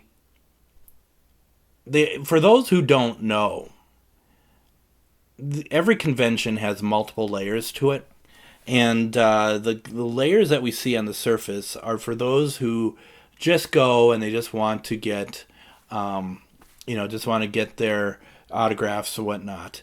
But then there are the layers of the people that are always there for the guests every year, the same ones, because they like what they do. Not all the guests take part in that, but there was roles that people were playing. And it's a very different, once you get into it more, either you're okay with it or you're just like, I don't know what's going on here. You start seeing people, not everybody, but you start seeing people in a very different light. And so that's something that, I don't know if that's still the case. I'm assuming it, how couldn't it be? But once again, since the early 2000s, my involvement with cons are very, very surface. I don't really get into, I'll do my panels, I'll interview people, and then I'll move on. I'll just go to the bar, and not really care what anyone else is doing. But back then, I saw a lot of stuff that certainly very interesting. And it was kind of fun. Sometimes got involved accidentally in that, which frightening and interesting at the same time. I don't know how much of it we'll ever talk about that, but it happened. But I'll tell you one good memory. I had a lot of good memories at Visions, but sometimes you saw kind of the undercurrent and stuff, and that's at almost any of these. By the time Visions had ended, I was actually not an employee of Visions, but I was more than a volunteer. So I got, they called a silver badge. And the silver badge is where you have it says Visions on it, it's engraved, and your name is engraved on it. And that means that you have been working there a long time, and that you hold some kind of position that is integral and that you just can't pass along to somebody else. And my job was working the main stage and mainly working video, running cameras, that sort of thing. And I had done it for a number of years. It was a lot of fun. It was really cool. And I remember one particular Visions that had Colin Baker at, probably had everyone else that I talked about at. Anthony Ainley would go to them as well and stuff. And one Visions, at the post party, after the convention's done, there's a workers' party, as all conventions generally do, where they bring in pizza, and if possible, the guests who attended, they would like to see them there, because a lot of the workers didn't have a chance to go to the panels or get autographs or whatever else. And remember, at this stage, we weren't being charged for autographs. That was part of the main admission, which was $50 to $70 maybe, and from there you can get autographs from all of those wonderful people, many of whom are no longer with us. But so when the party started, I found it very interesting because I was standing behind some con workers in line for pizza, and they turn to me and they look at me, and I have my badge, and they're like, and they literally taunted me, like, "Oh, look at that. For once, just the regular workers get to do something before the silver badges do." What the hell are you talking about? They gave me this to wear. I'm in a room using a camera. I'm sorry. Boy, you're angry. That was weird, but whatever. Like some of the celebrities start coming in, and they'd either talk with other con-goers, or they would all kind of congregate together, all the celebrities, and they would talk amongst themselves. Both, in my mind, are fine, whatever. Then Colin comes in. He has this big box with him. And he just doesn't he doesn't introduce himself, doesn't make the world know he's here. He just comes in, puts the box down, opens up the box, he sits down at a table, and he takes out a stack of pictures. And these pictures it's art. It's an illustration of him, and if I'm not mistaken, with the neon logo, and it's an illustration of him as Doctor Who. And he just starts signing them. And people would come up, and he'd ask their name, and he'd put their name, and he'd give them one. And, his weekend was over. All that he really needed to do was maybe talk to some of us or whatever, but he sat down and he started just making sure that the people who worked this convention had the opportunity to have an autograph from him if they wanted. No charge, obviously. He just sat down and he just did it. And it was there was not a big deal made of it at all. He just did it. And I will always remember that. I will think that was a very sweet memory. I have had the opportunity to interview Colin on stage twice. I have seen him at many conventions, and I actually went to the Mall of America, of all places, with him. I've enjoyed every interaction I've had with him, and I just am grateful for that. And that memory is just one that I will always remember, of somebody who just, he's always gotten it, I think. So that was cool. Now let's move on to WQEX. And WQEX is always, it never disappoints with the video VJs. And with the Two Doctors, this is certainly one that doesn't disappoint. Now, let's take a look at what sexism looked like and having someone be an object looks like in the 1980s with P.J. Maloney. As honestly, you think, okay, you talked this way in one episode, it's whatever. But you keep doing it, that's weird. So, P.J., take it away. Yo, Maloney here. Well, last pledge period didn't work out so well, and, well, frankly, we had to sell some of the furniture. You're right where you're supposed to be. QEX 16, your friendly neighborhood television station. Risk Takers is on prime time tonight, starting at 8 o'clock. It is Friday night, you know.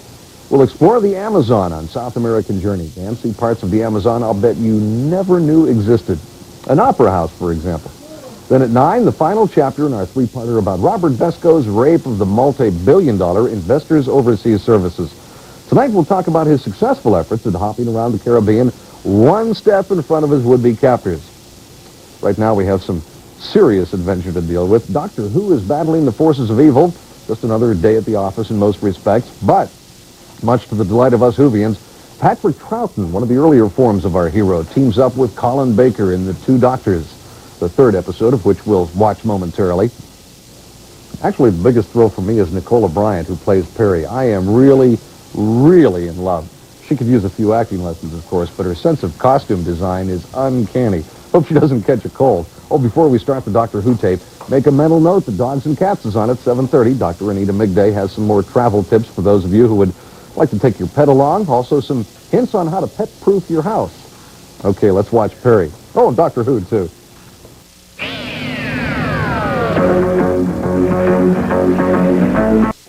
Hello, P.J. Maloney here, filling in for my good friend Pip Theodore, who unfortunately got into a terrible fight with the boss over the weekend. He's currently in line at the Bureau of Employment Security. I'm not going to worry, though. I think I'm going to pull some strings. We'll try to pull some strings anyway, see if I can't get him on. Maybe this coming weekend. We have some great programs on prime time this Saturday and Sunday night about England and its history. He'd be a perfect host for them. I'll have to talk to the boss about it. Tune in Saturday and Sunday night, see if he's on. Meantime, what do you say we have some fun with Doctor Who? Tell you who I'd like to have some fun with is that Nicola Bryant, Perry. Is it my imagination, or did she look particularly stunning in this adventure? Tonight is the final chapter of The Two Doctors, in which we're delighted with the return of Doctor Who in the form of Patrick Troughton, who is the second incarnation of our hero. Now, on the outskirts of Seville in Spain, Colin Baker and friends come to the rescue of the Doctor's former self. Oh, geez, I forgot to plug the primetime foreign encounters. Starts about an hour from now at 8 o'clock. We'll continue our German drama Heimat. Then at 9, very special program dramatizing the Reykjavik summit a year ago, followed by a live studio discussion among members of the Reykjavik negotiating team. our way, obviously, of marking the current summit, now underway in Washington. Now, here's the Two Doctors. Let's watch.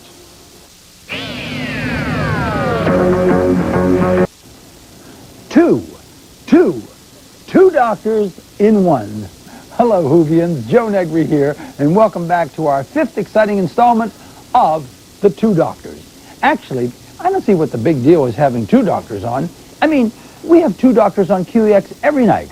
One at 7, Colin Baker, and one at 11:30, Tom Baker. So actually, tonight, we have 3 doctors on. And if you count William Hartnell, who joins us next week, we'll have a total of 4 doctors on in the very same month. So stick that into your Whovian notebook and sit on it. Now, I certainly don't mean to take anything away from our Troughton Baker team. They're great. As a matter of fact, they're continuing their ongoing battle with Dastarian friends with style and panache as never before seen in our galaxy. You'll see what I mean in episode 5 of The Two Doctors.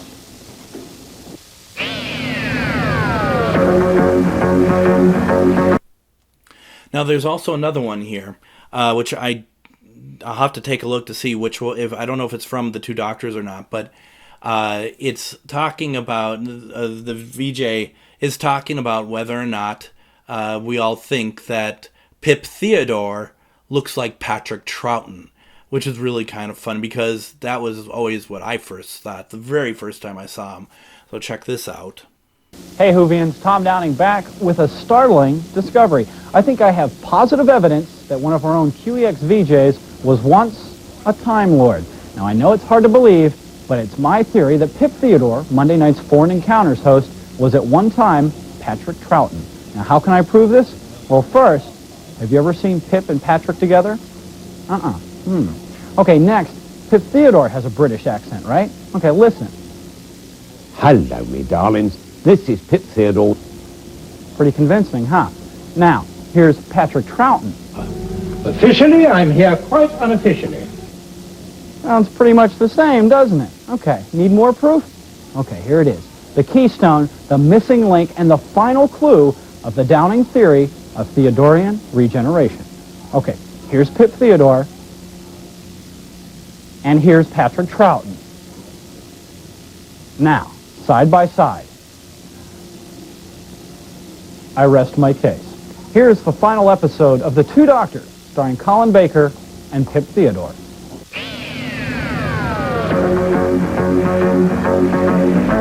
Also, I don't have any TARDIS consoles to show off or anything this time, so you're safe from that.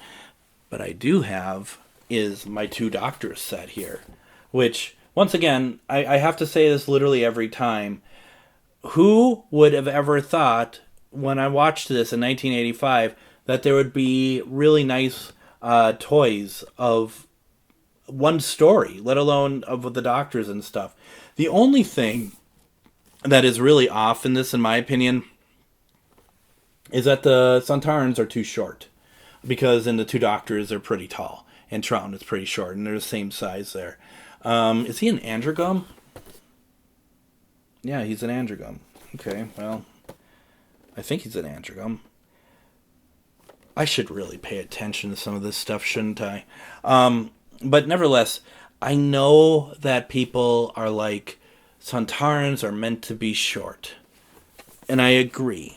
But it never bothered me that they were as tall as they were in the Two Doctors, because I loved how they looked. I loved everything about them. And so, you know, and I don't think it's my first time seeing the Sontarans in the Two Doctors, but I don't think I'm not sure if I would have seen them in anything else other than like Sontaran Experiment. I'm not sure if I would have even seen them in Time Warrior yet. So I you know, that's kind of how I saw it. I didn't mind it too much at all. And then one other memory I have of the Two Doctors, which is kind of an interesting one, is that I came across a tape of stuff that I wasn't meant to get, but I mean, you know how tape trading works, and I ended up getting a tape of stuff that Ed Stradling had put together. This is well before the DVDs were being put out and stuff.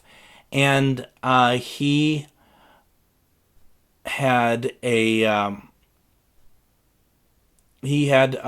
done some stuff on his tape. One of them is that they had, I think him and possibly Peter Crocker had put together a very, very rough, like, couple seconds of Invasion, Part 1, Invasion of the Dinosaurs, Part 1 in color, and some other stuff he had done, but he did a recut of Part 1 of The Two Doctors, and he called it the Androgum Inheritance.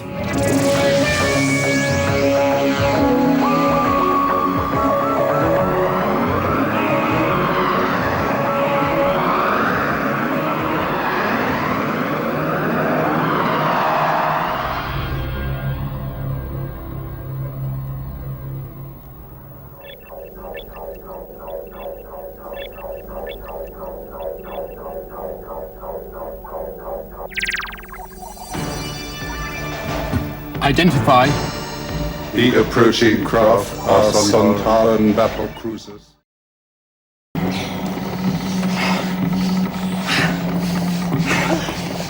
Nothing's happening. Got to build chronic pressure.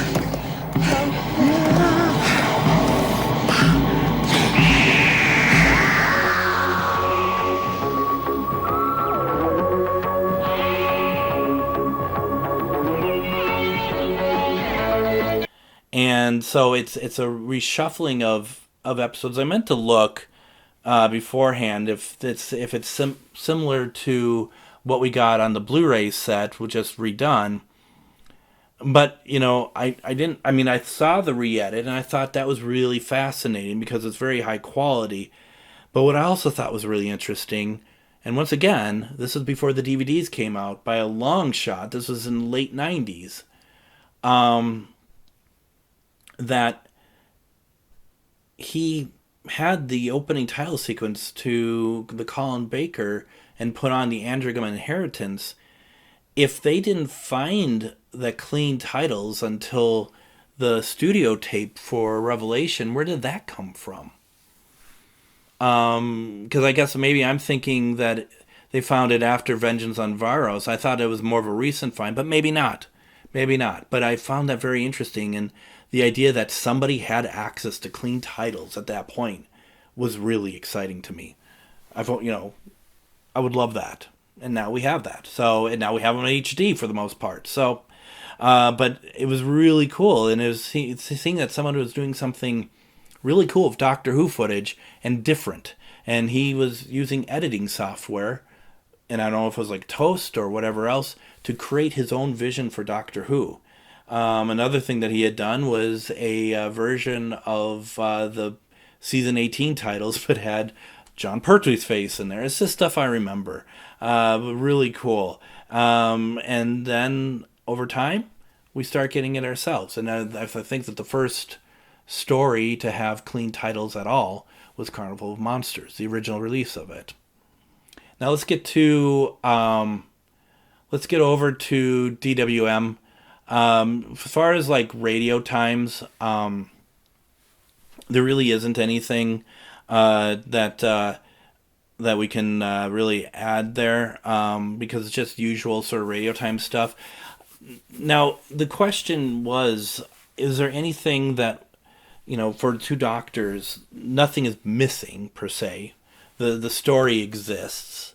There was a point in the 90s that when Richard Molesworth was seeing what's going on with the Doctor Who archive, as well as Paul Venices, that in the early 90s, in maybe even up to like 92, 93, that for the Two Doctors, virtually everything existed, including 71 edits for parts 1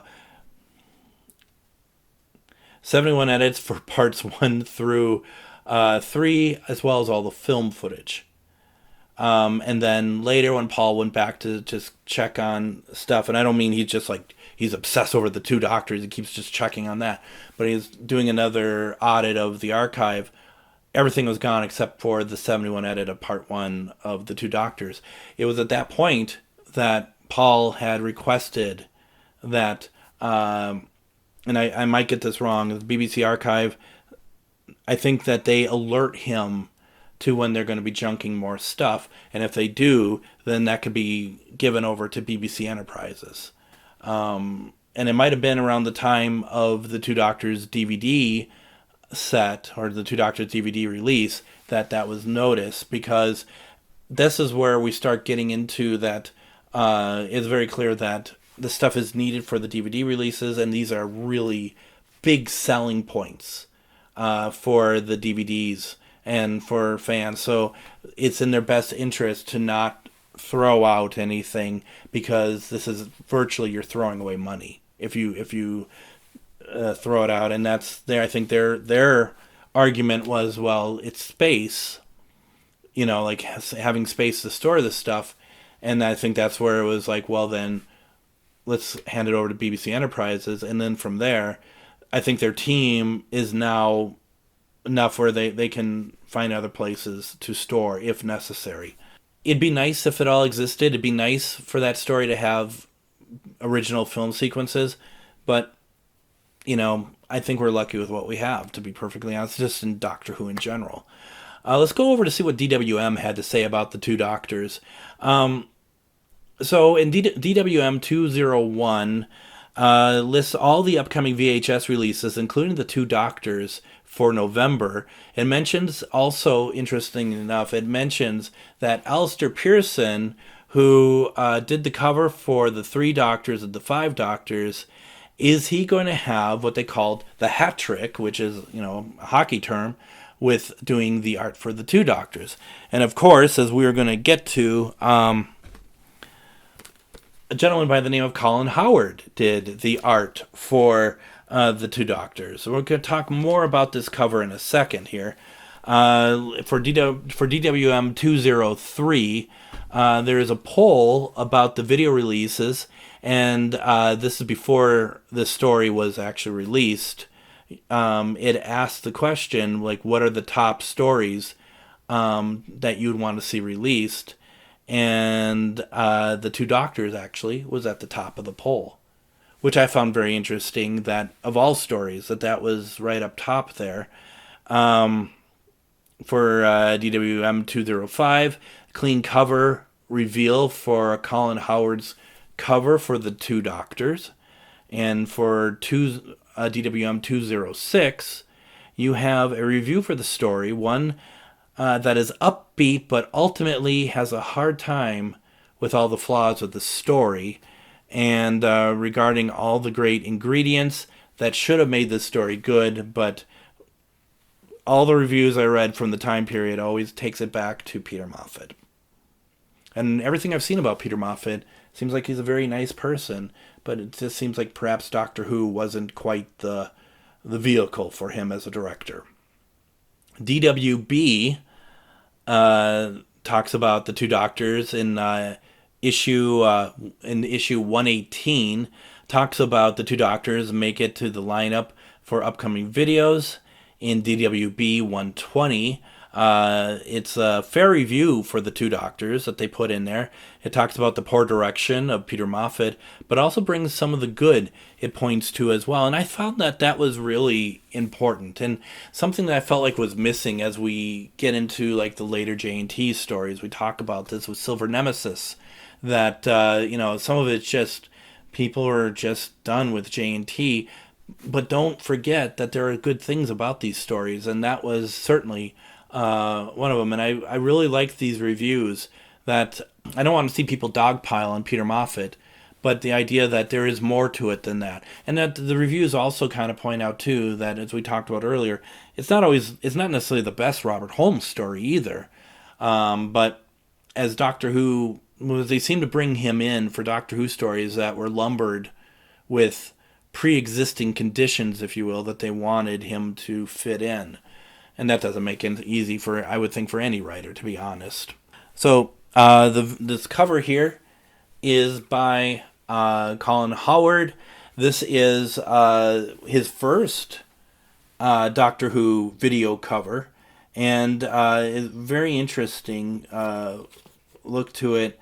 And I could talk about the cover a little bit more, but I think it's better if we just hear what Colin Howard has to say about it. Check it out. This is a painting, right? I mean, and the reason why I bring it up, because I didn't realize that you didn't actually really paint until the Attack of the Cybermen cover, which I find crazy, actually, because I mean, this stuff is very, very good. But correct me if I'm wrong. Okay. I find, and this is excellent, but I find something like this to be, very different than something like this.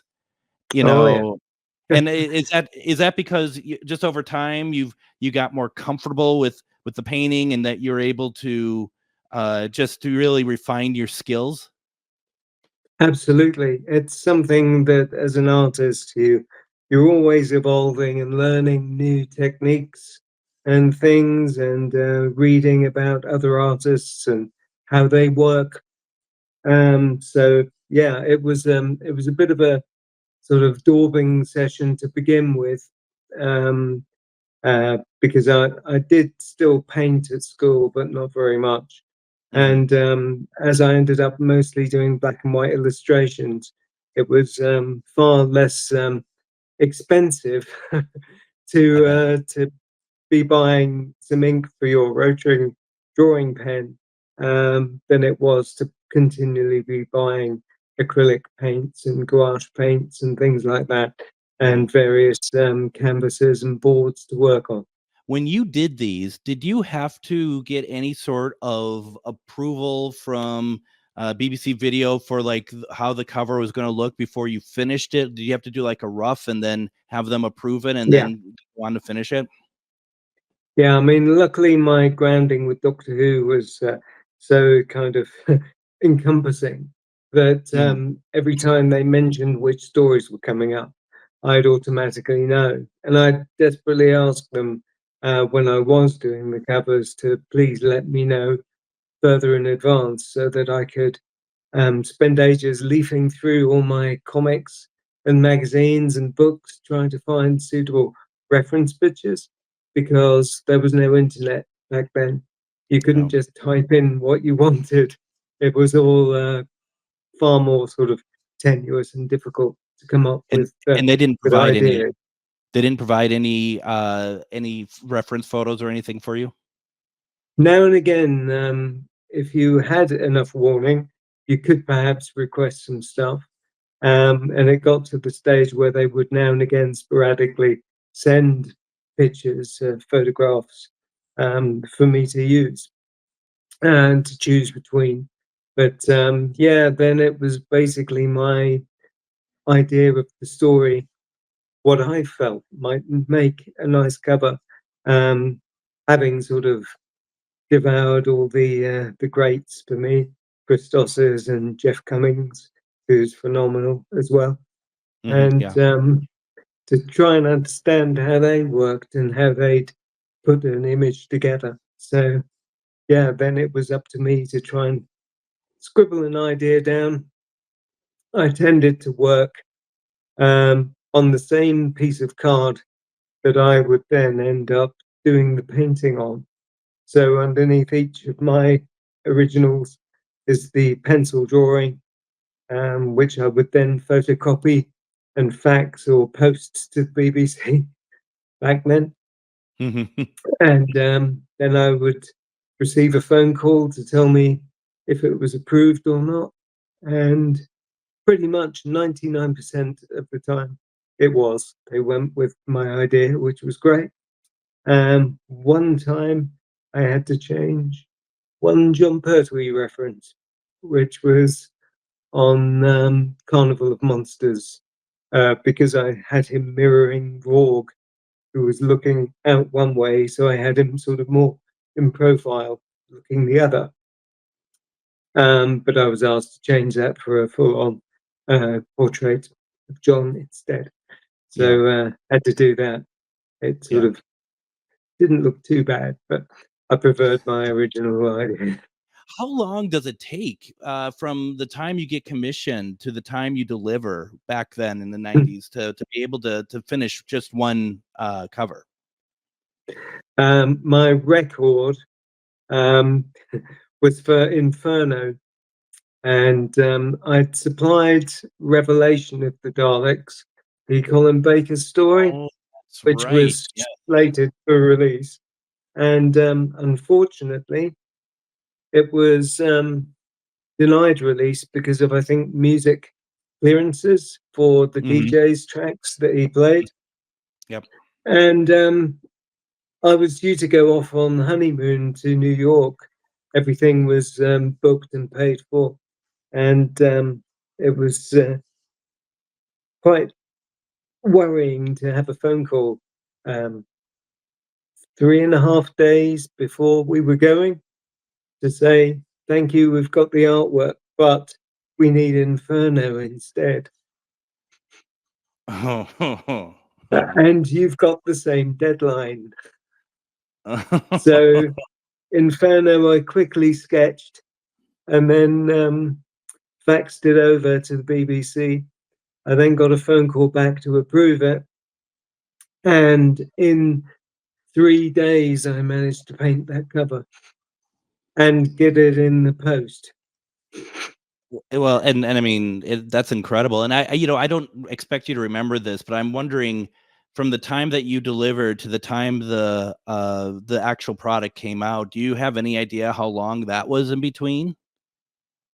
Oh gosh, sometimes a substantial amount of time, because I think one of the fairly early stories that I did paint was for The Green Death, which was released as a double DVD. Yeah. And that was commissioned fairly early on, probably about 93, 94, something like that. And it was then held, not released until after the show, I think, had been cancelled, and it finally got its position back on the release schedule. Because it got released in '96 after, because it was like in tribute for John Pertwee, wasn't it, for Green Death to get its release? Yeah, that's correct. If I look here, so it was released in October 1996.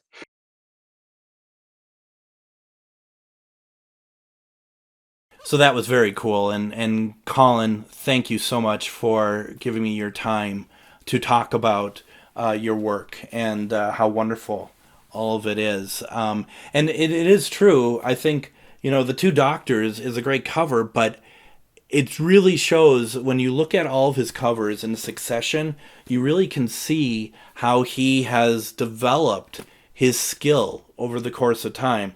A really nice person. It was really, it took us a while to get the interviews set up, and that's on my end, not his. And the back cover is just your standard for the time cover, talking about the story and how, once again, didn't realize it, I yet again pick another story from the from 1993, the 30th anniversary. Pretty soon, I think we'll pretty much have them all covered, won't we? Inside of the VHS, first of all, we have the usual wonderful cover to it, or the label, excuse me. And then just these wonderful series that I remember when I got this the first time, and like, oh, I'd love to get a bunch of these. And looking at it on DVD, I have everything, and I'm sure you do too. And it always makes my heart go a-flutter seeing Tomb of the Cybermen. It just does.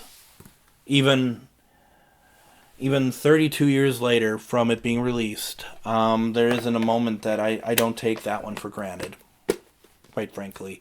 Almost more so than Enemy of the World, Web of Fear, because Tomb was returned with good intent. Other than that, this is a bare bones release. I mean, this is what it was in the 1990s, early 1990s, especially for a 30th anniversary story.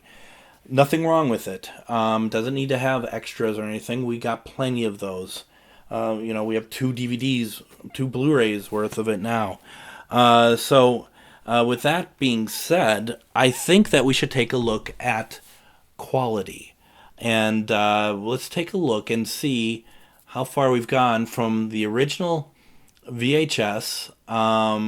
We can also take a look at the DVD and then the Blu-ray. I don't think there's any reason to play an off-air, but we can certainly take a look at the DVD, or sorry, the VHS, DVD, Blu-ray, and we can kind of see how much the quality has improved over time. Oh, it's not possible. No matter how dangerous the experiments they were doing, they'd have found some other way of halting them, not this massacre. Well, maybe they couldn't find another way. No! It's unbelievable that they would commit such an atrocity. The use of force is alien to Time Lord nature. Well, perhaps they thought the ends justified the means. Isn't that always the excuse for something really bad? No, I won't believe it. There must be some other explanation. Well, maybe someone's setting the Time Lords up. Setting them up? What? Setting them... Huh? That was fun. This was really fun to talk about all these wonderful memories. I don't know why the Two Doctors have, like, it was like a floodgate for me of memories of what was going on around the time. For something that just was a story from season 22, really was special. I mean, like I said, I love season 22. I love everything to do with those stories, and really fond memories, very fond memories of new Doctor Who for me. I hope that you enjoyed it. Even if Two Doctors isn't most favorite story, I hope that this was worth your time, because I have 2 more stories picked out for what I want to get to next. My schedule keeps changing on what I decide to do and what I don't. It's like what inspires me, pretty much. And I have 2 more that I want to get to that are really, one in particular I think you all really like if it turns out the way I see it.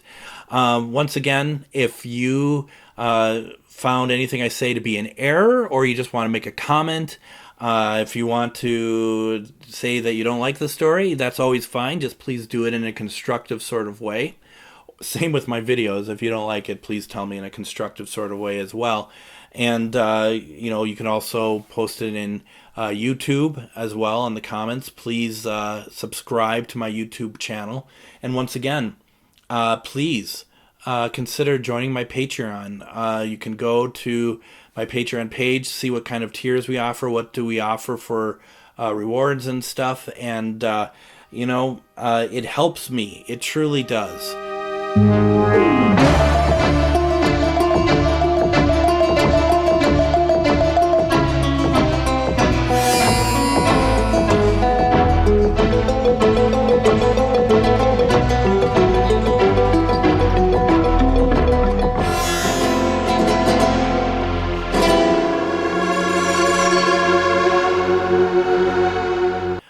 But once again, I also appreciate when people share out the videos, when people comment on them, when people watch them.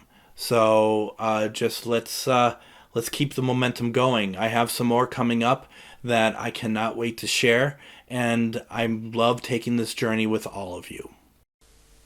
And there are more space adventures on these BBC videos with William Hartnell and Patrick Troughton, the second incarnation of Doctor Who.